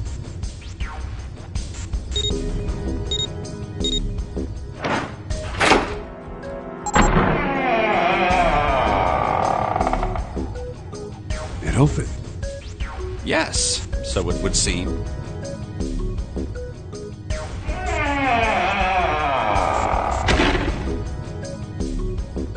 That means the bracelet is actually 6. But how is that possible? The display on the bracelet clearly shows a 0.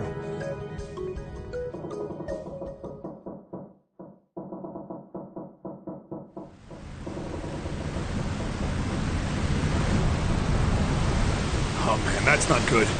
I guess our time's just about up, huh?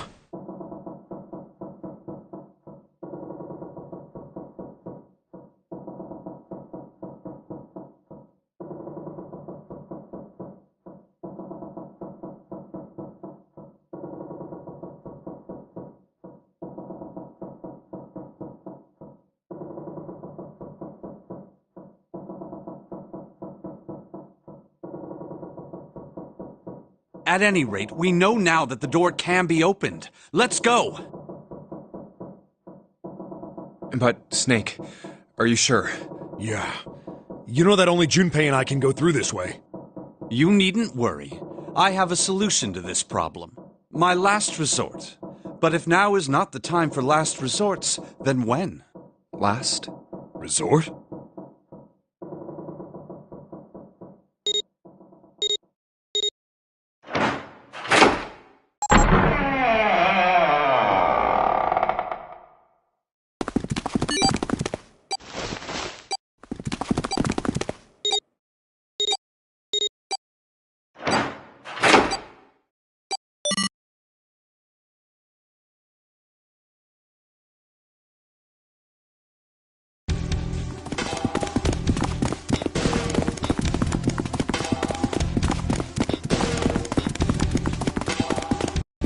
Gotta admit, you really surprised me there, kid. I couldn't figure out how the hell you were gonna get out of that one. How come you didn't do that right off the bat? As I told you, it was a last resort. Had I used it at the beginning of the game, I would have come under a great deal of suspicion. I imagine that most people would have taken it to mean that I was Zero. Once they'd convinced themselves of that, I wasn't optimistic about my chances of making it out of here alive, let alone unscathed. I felt it best to play my cards close to the chest, as it were. That way, if I were in a situation where there was nothing else I could do, I'd have a little trick up my sleeve. I'd just take my bracelet off.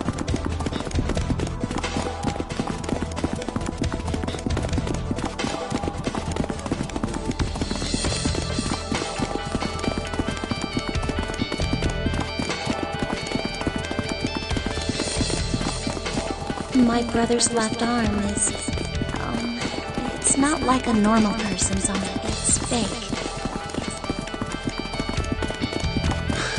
I know this is kind of a weird thing to say, but I'm glad that's a fake arm. You don't have to be afraid of the door if you don't got a bracelet. You are correct.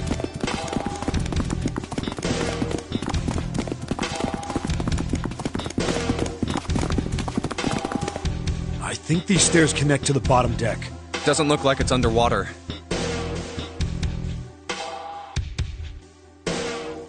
Let's go through that door.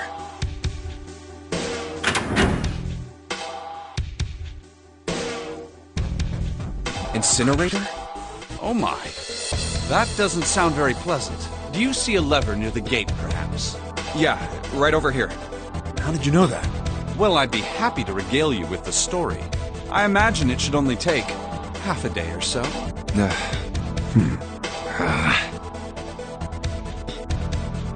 If you pull it, the door ought to open. Got it.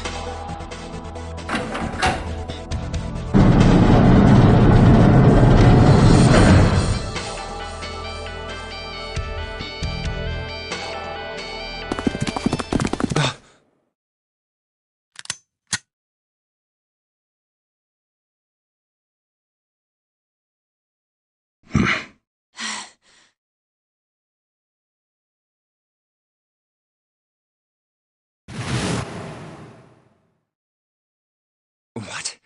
Why? Why is there another one?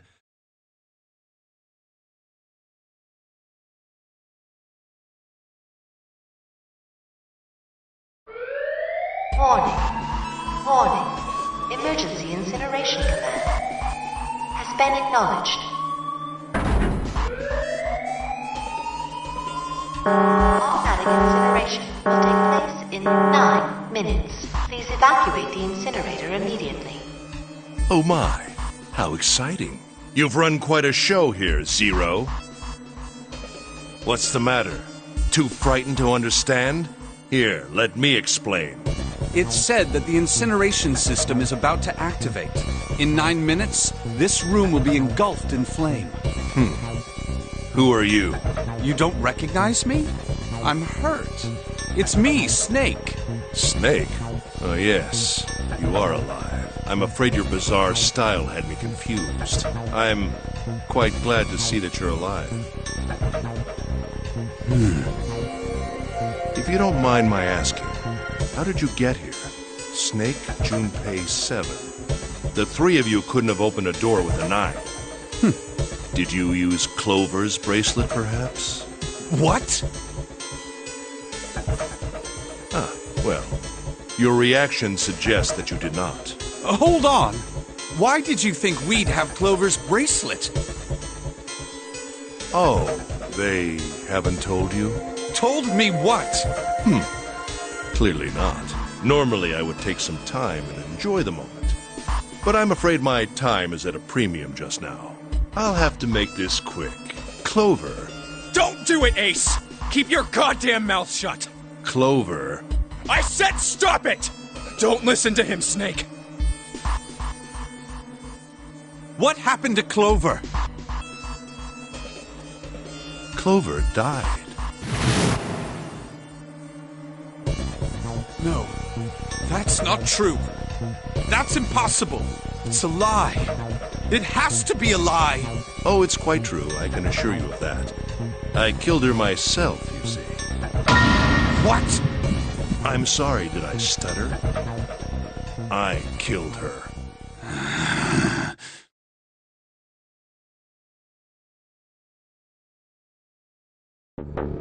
I would have rather she died with less suffering. A bullet in her brain, perhaps, would have been ideal. Unfortunately, that would have made quite a bit of noise. Circumstances being what they were, I was forced to settle for the knife. The one the ninth man had, you remember? I believe I caught her just below the shoulder blade. I was rather lucky, in fact. My first thrust went right between her ribs. Her flesh was so soft. My knife slid in so easily. There was no resistance. That feeling was... I confess I feel rather excited. It is a powerful memory. Someday, perhaps, I hope I can feel it again. Incineration will begin in 7 minutes. I'm going to kill you.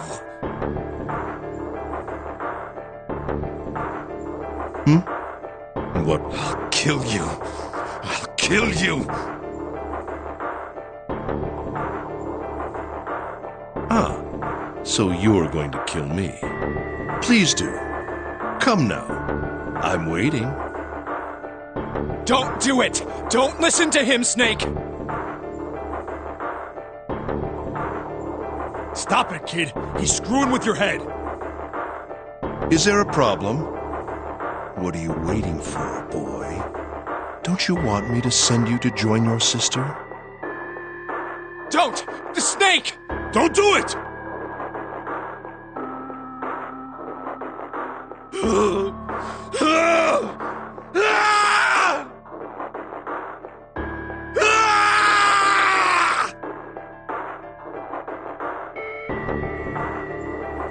Snake! Snake!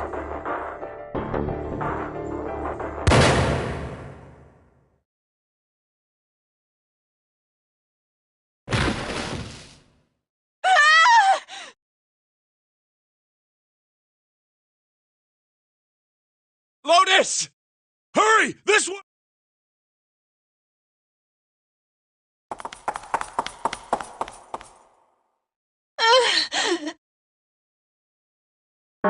Incineration will begin in 5 minutes. Give me the woman. I need her. Without her bracelet, I will be unable to open this door.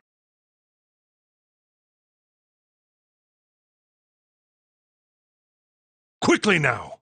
I don't have time for your shenanigans.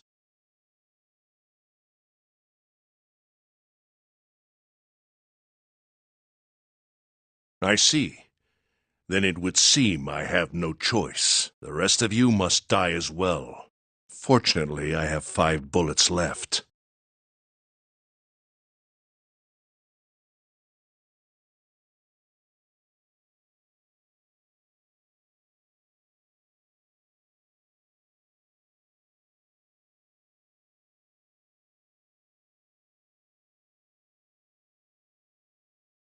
One for Junpei, another for Lotus, and the last 3 for that lump of idiotic man you call 7.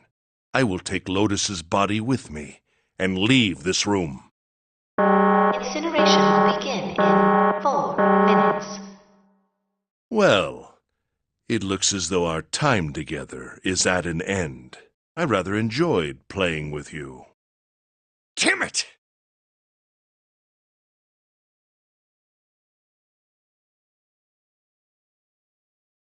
Goodbye.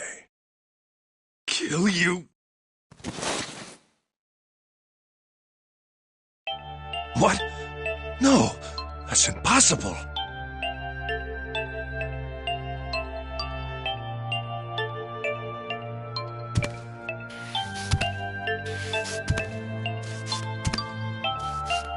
I'll kill you. I'll kill you. Stay away from me. Get back. Stop. If you come any closer, I'll get away from me.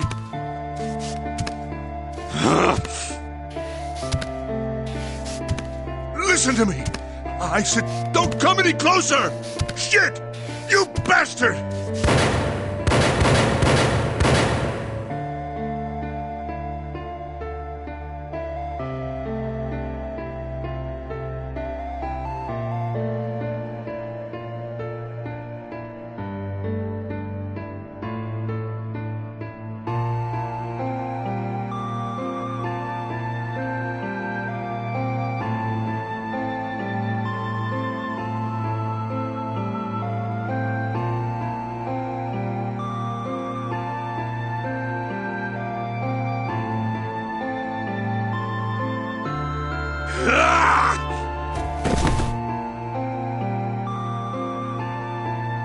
Incineration will begin in 3 minutes.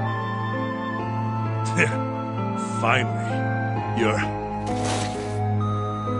I'll kill you.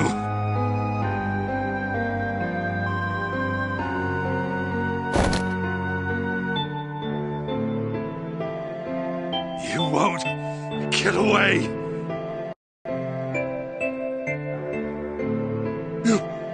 You son of a bitch!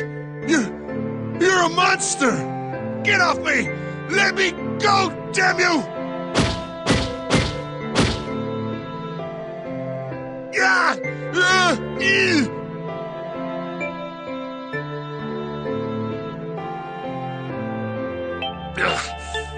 This is it, Ace. We're going to burn to death together. What? Incineration will begin in 2 minutes. Yeah! Damn it! Damn you! Get off! Let me go, you monster! Okay, look. Think about it this way.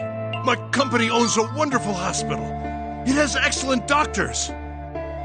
You're not wounded too seriously. I'm sure they can fix you up easily.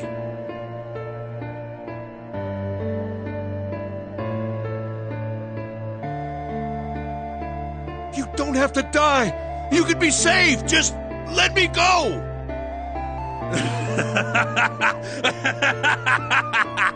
Pathetic. Begging for your life.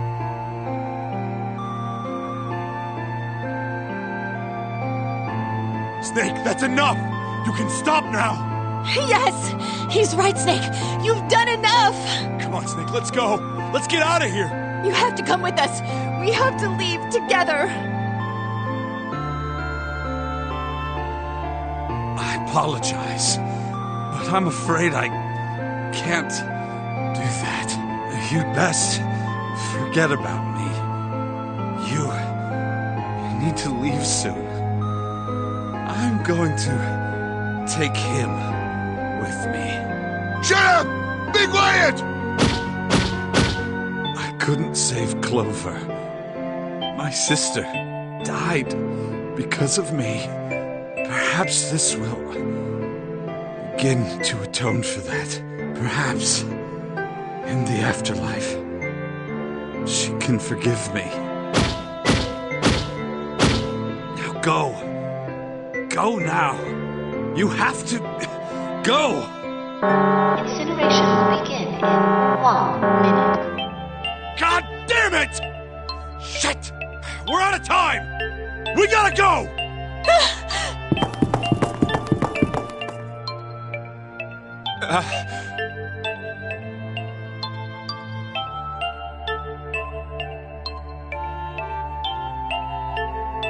Junpei, what are you doing?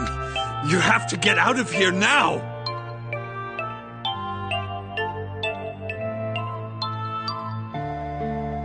Snake! Snake!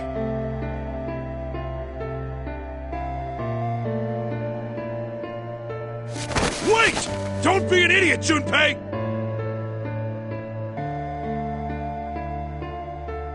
No! No! I have to help Snake! Snake! Snake! Get off of me! Let me go! Incineration will begin in 10 seconds. 7, 6. Damn it, I don't get a choice, kid! Don't blame me for this, alright? 5, 4, 3, 2,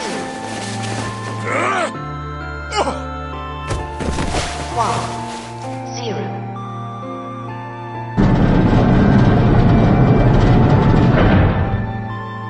Gates 2 and 3 are locked down, beginning incineration.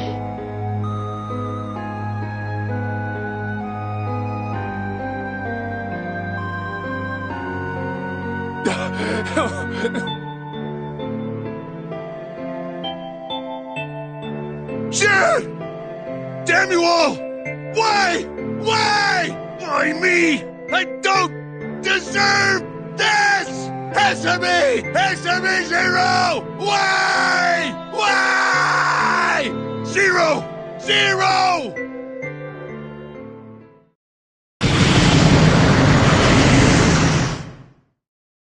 Zero!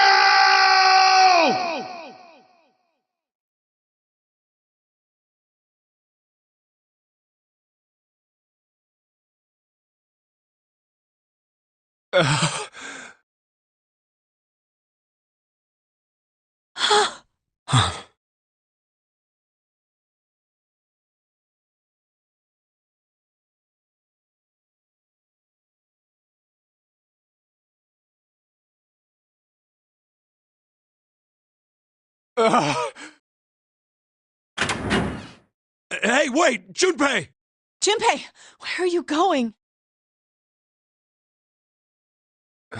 You stay here. I'll go get Santa and June. You're gonna bring them here? How? Don't worry about that. Just stay here and wait, all right?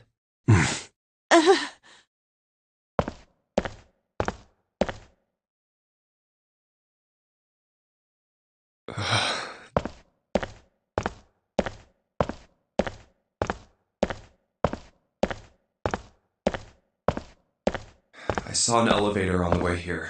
If I can get it to work, then maybe... Please work.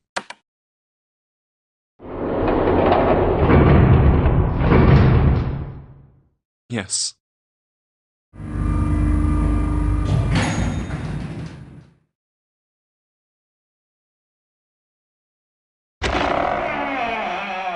June!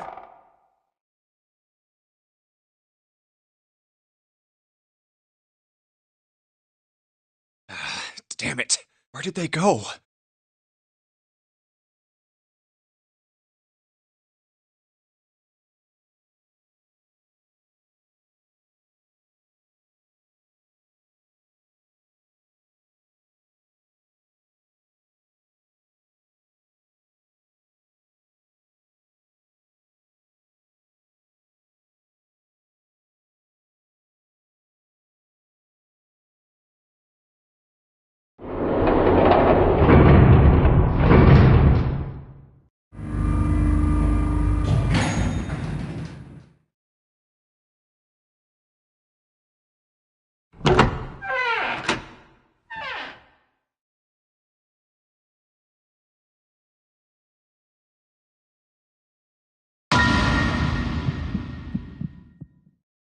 Connie!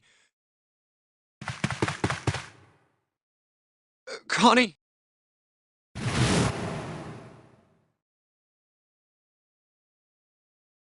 No. It can't be. It's impossible.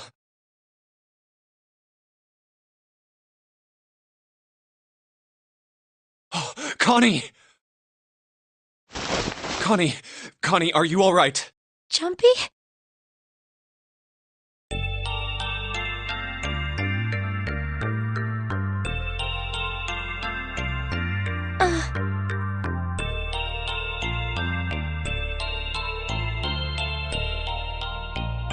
Oh man, Connie, what the hell happened to you? You feel... Jumpy. I might not make it. No way. I am going to let you die. I am going to save you. I promise. Thank you, Jumpy. Thank you so much for everything. I was really happy to see you again, Jumpy. Really happy. Don't give me that I was crap. You're going to see me again lots more times. You just got to hang on. All right, Connie? Jumpy, did you know you meant a lot to me when we were kids? I've liked you for a long time, Junpei. A really long time.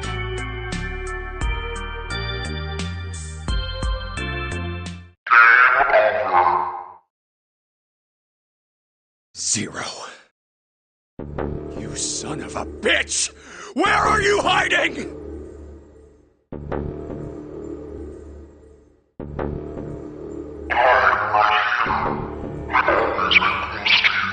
What the hell are you talking about?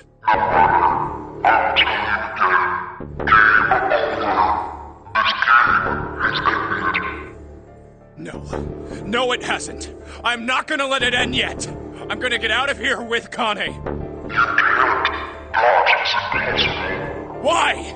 Because we chose the wrong path. The wrong path? That is correct.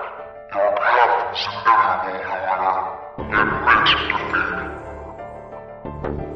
Where there is shadow, there is light. Where there is the absence of light, there is no shadow. So it is. What are you talking about? I told you! I am not gonna lose! No, you misunderstand. You have lost. I have lost. What?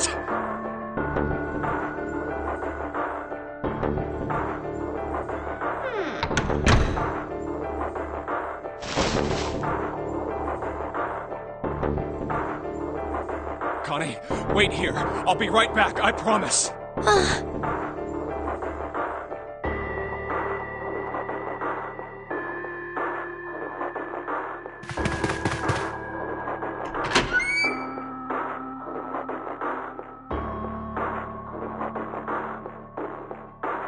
Damn it. Where are you? It doesn't matter. I need to get Connie out first.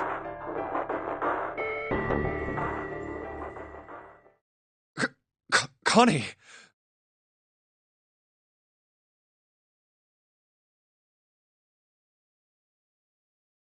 Oh God. No. Where is she? Connie! Connie! Connie!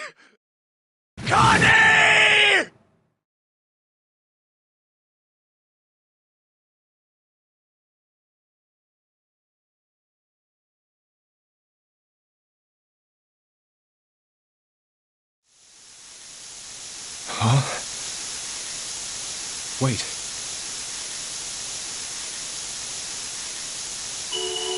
White smoke.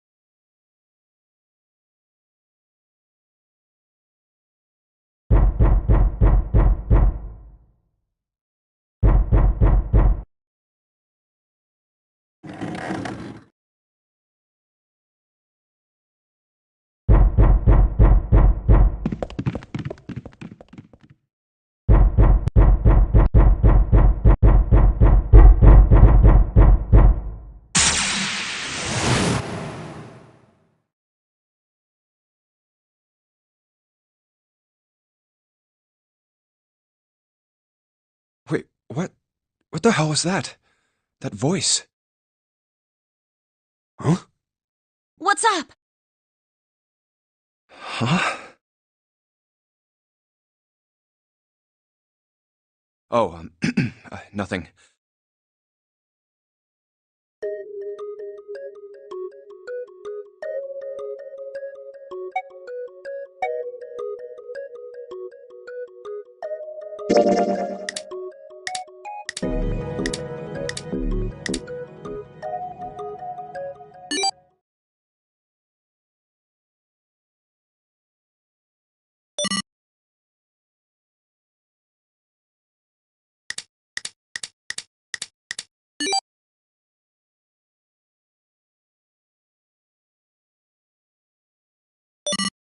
One, 4, 3, 8, 3, 4, 2, 1. Huh? Huh? Hey! What the hell were those numbers? Oh my gosh! Are those... Huh.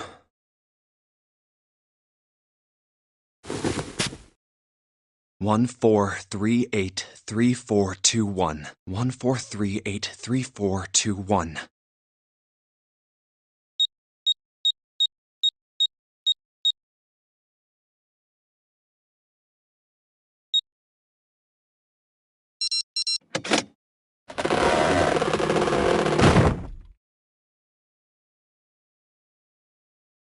Huh.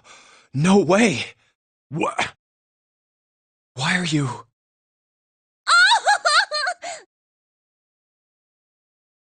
Oh? Is that you, Clover? I apologize for worrying you. Snake! You? Why? Junpei? And 7? Is that you? Is everyone else there as well?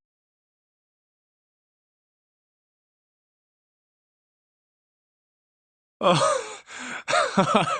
Jeez. You're back! Gently now. My body's still a little weak. Oh, you're back!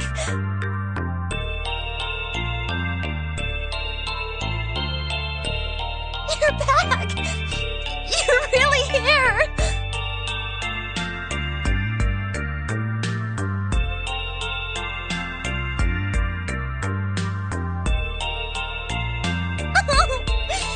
You're back!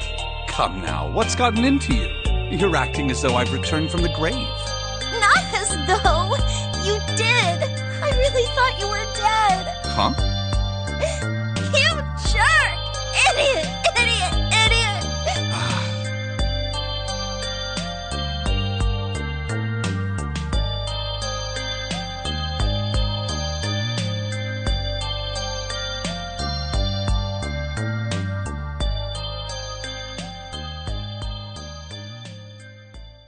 I see.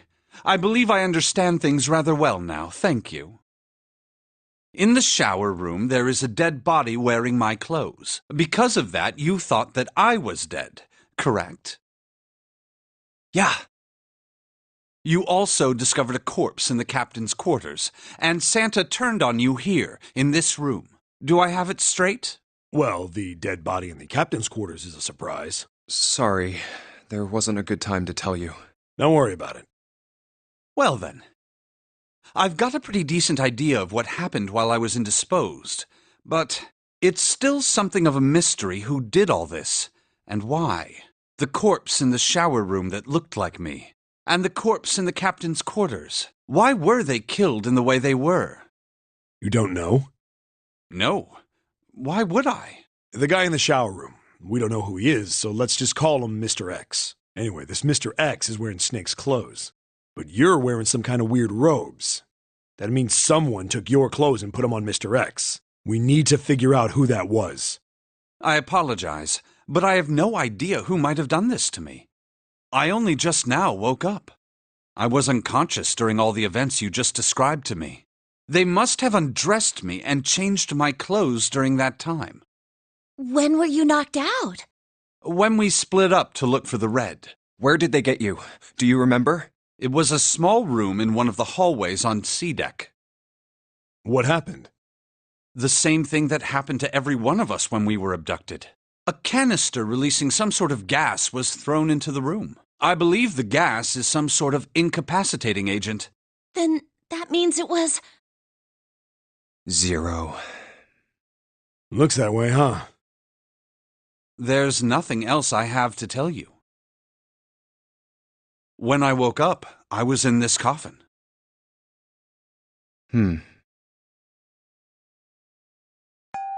Why? Why did 0 make Mr. X wear Snake's clothes? How would that benefit 0? I don't get it. What the hell does any of it mean? And I have no idea how I got the passcode for the coffin either. Truth had gone, and truth had gone. Where did those words come from? Why did I feel compelled to push the buttons on the bracelet after hearing them?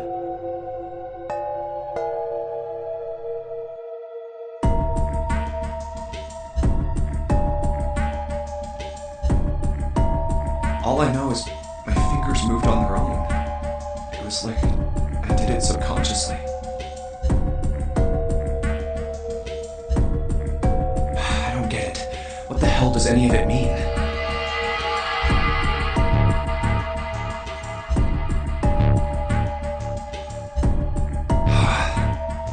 Also, Snake and Clover had been subjects in a similar experiment 9 years ago.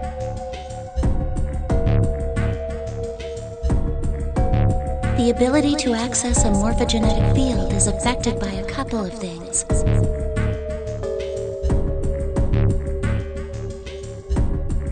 The first is epiphany, and the other is danger. And someone did actually die. A girl.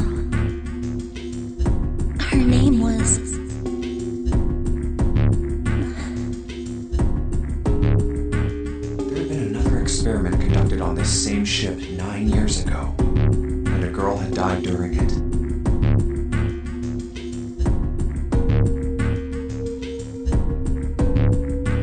Morphogenetic field theory.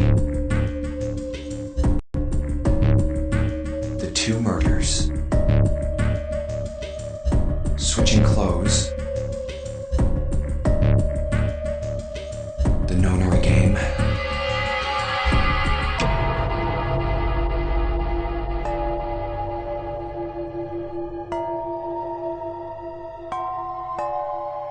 Huh.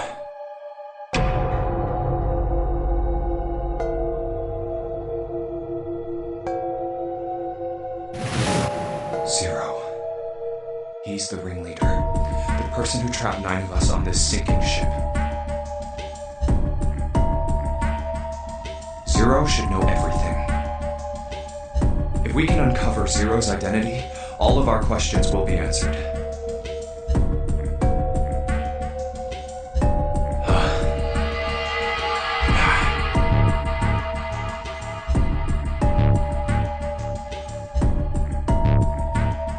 At any rate, we'll have plenty of time to decipher the details later.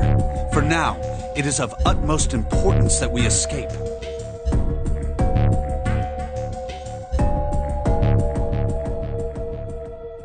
Junpei, it was 4:30 the last time you checked the clock, yes? That means we have less than an hour. We must hurry. Hey, how are we gonna get out of here? Isn't that obvious? Through the other number 9 door. Oh yeah, you're right. With Snake, we can open the door. Don't tell me you hadn't figured that out.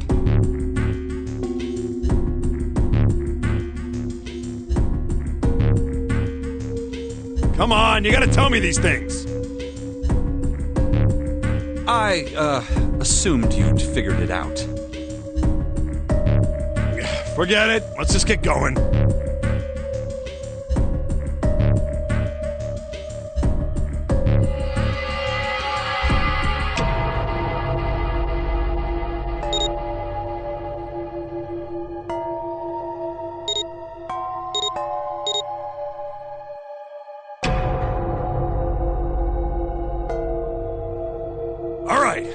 You guys ready to go? Yes. Yep. Not yet. Huh? Before we go in, I'd like to check something. You want to check something? Yeah, but before I do, 7, could you pull the lever? I want to make sure we can verify with just the 4 of us. What do you mean? We don't need... Just do it, alright? But if the door opens, don't go in yet, okay? Please, this is really important. I really need to check this, okay? Work with me here.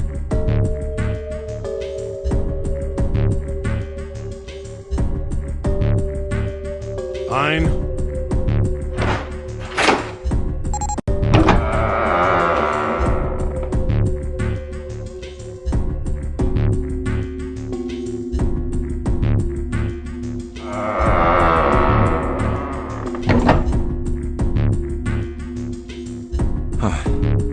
All right.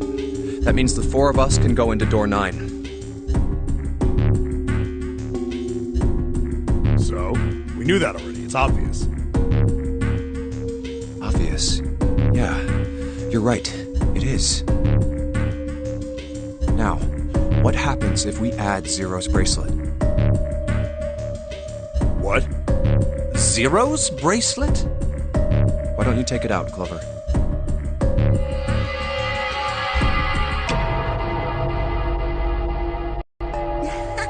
So you did know I had it. I picked it up because I thought it might be useful sometime.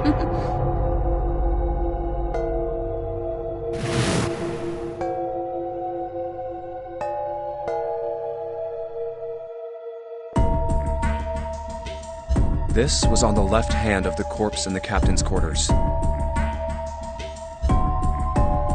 If you look at it, you can see it's got a 0 on the face.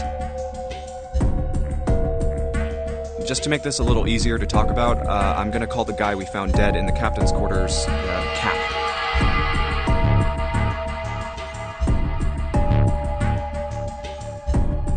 Then I should be able to open door 9 with just me, Clover, and his bracelet.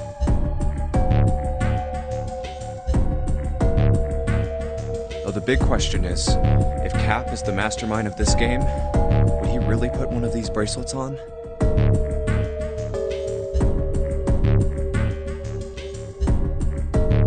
Anyway, let's just give it a shot. Clover, give me your hand.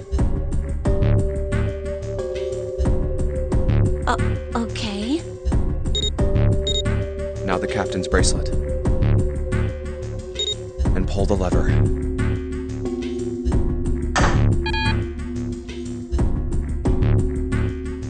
I knew it. Now, what does this tell us? Maybe the bracelet has to be on your wrist in order for it to work? No, that's impossible. Did you see how the panel showed a third asterisk when I scanned Cap's bracelet? Whether or not it's on your wrist doesn't matter. All you have to do is put the bracelet near the panel for it to register.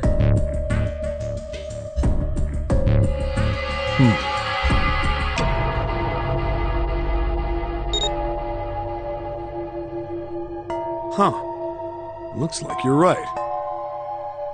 See? So what does that mean? There's only one possibility. That bracelet isn't the number 0. Is that what you're saying? That's right. Then what number is it? Let's find out.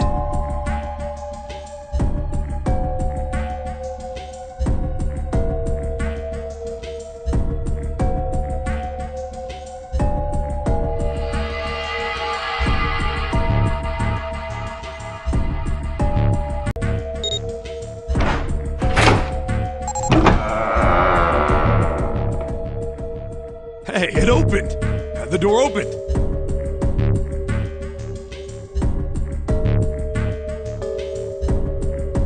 What? Why? What does that mean?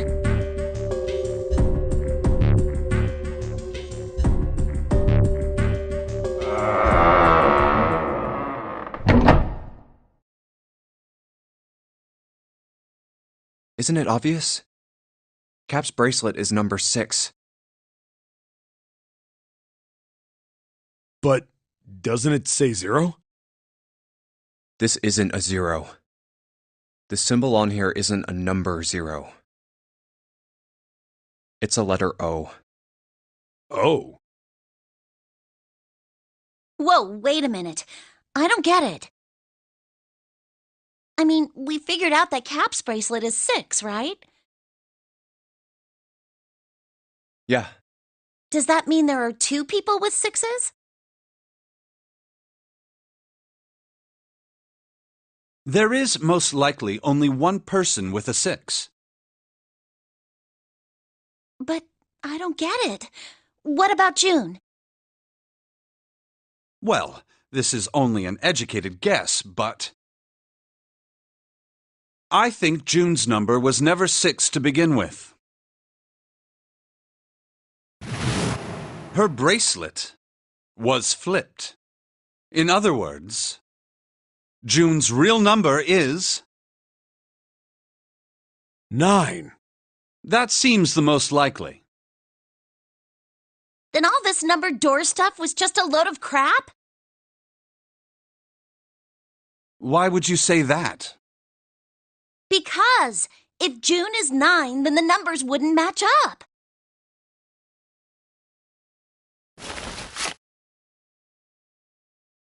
Here, look.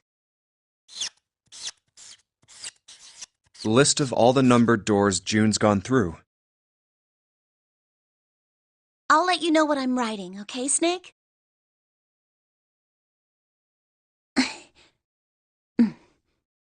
And that's everything. I wrote down which door she went into and with whom. And I wrote what all the numbers were. So if you switch 9 in wherever there's a 6, the numbers don't work. If the digital root is 7, then you can't open door 4. If the digital root is 2, then you can't open door 8. Clover, do you notice anything interesting on that list? What do you mean? You're talking about 3, right? 3? Santa's always in the room with her. That's what you're saying, isn't it? Yes, that's right. What about it? That's quite simple, really. You told me that the first time you came to this room, Santa was the first to refuse to leave June behind. Now, doesn't that beg the question why? Why would Santa do such a thing? The answer is easy. Because Santa can't open door 9 with only 7 in Lotus. Of course, there's only one reason for that. His number isn't actually 3. Santa's real number... 7, would you be so kind as to modify my sister's equations? Yeah, sure. This is what you were getting at, right, Snake?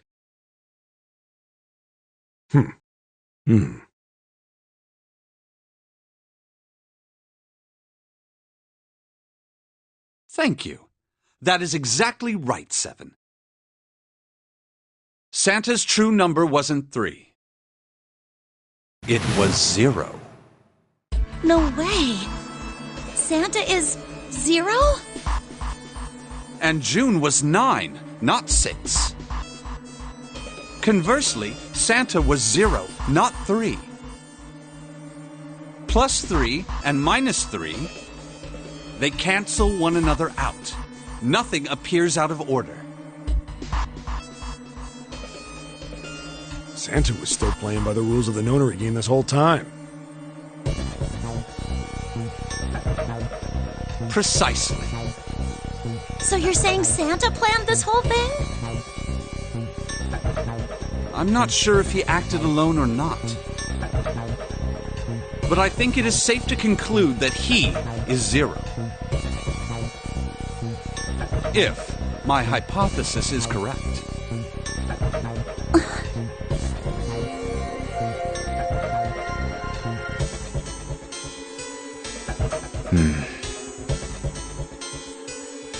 Snake's hypothesis. Something doesn't seem right. June's bracelet being flipped.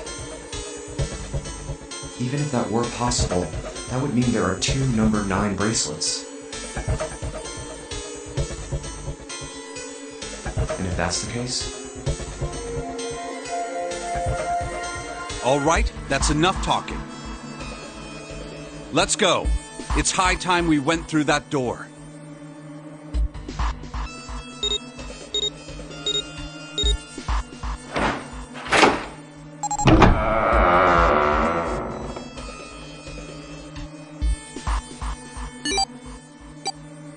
Oh, it's right there.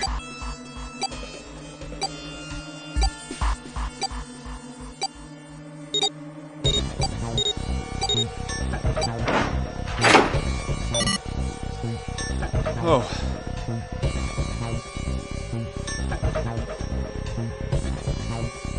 All right, let's keep going.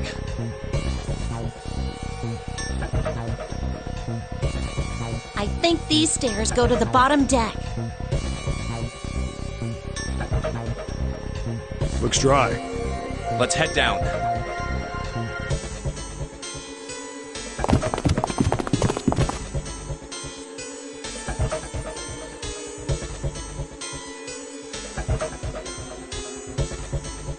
Hey, it's a...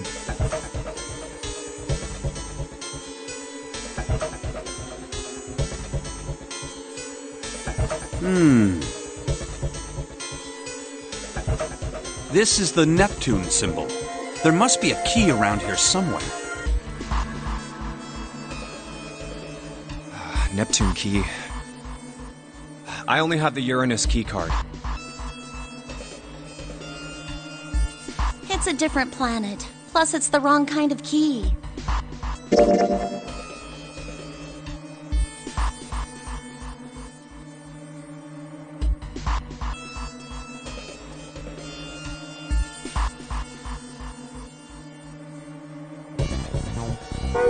Let's turn around and go back for now. Yeah.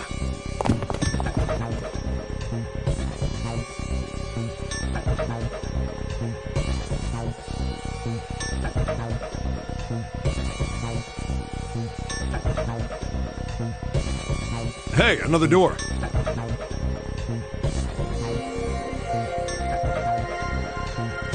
And a card reader this time. It's the Uranus symbol. This is the place.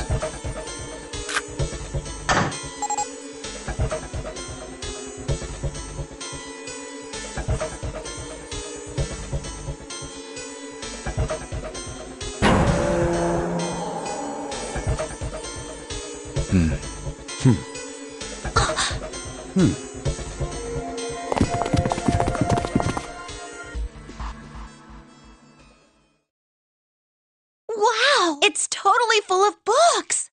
There's so many. I don't know where to look.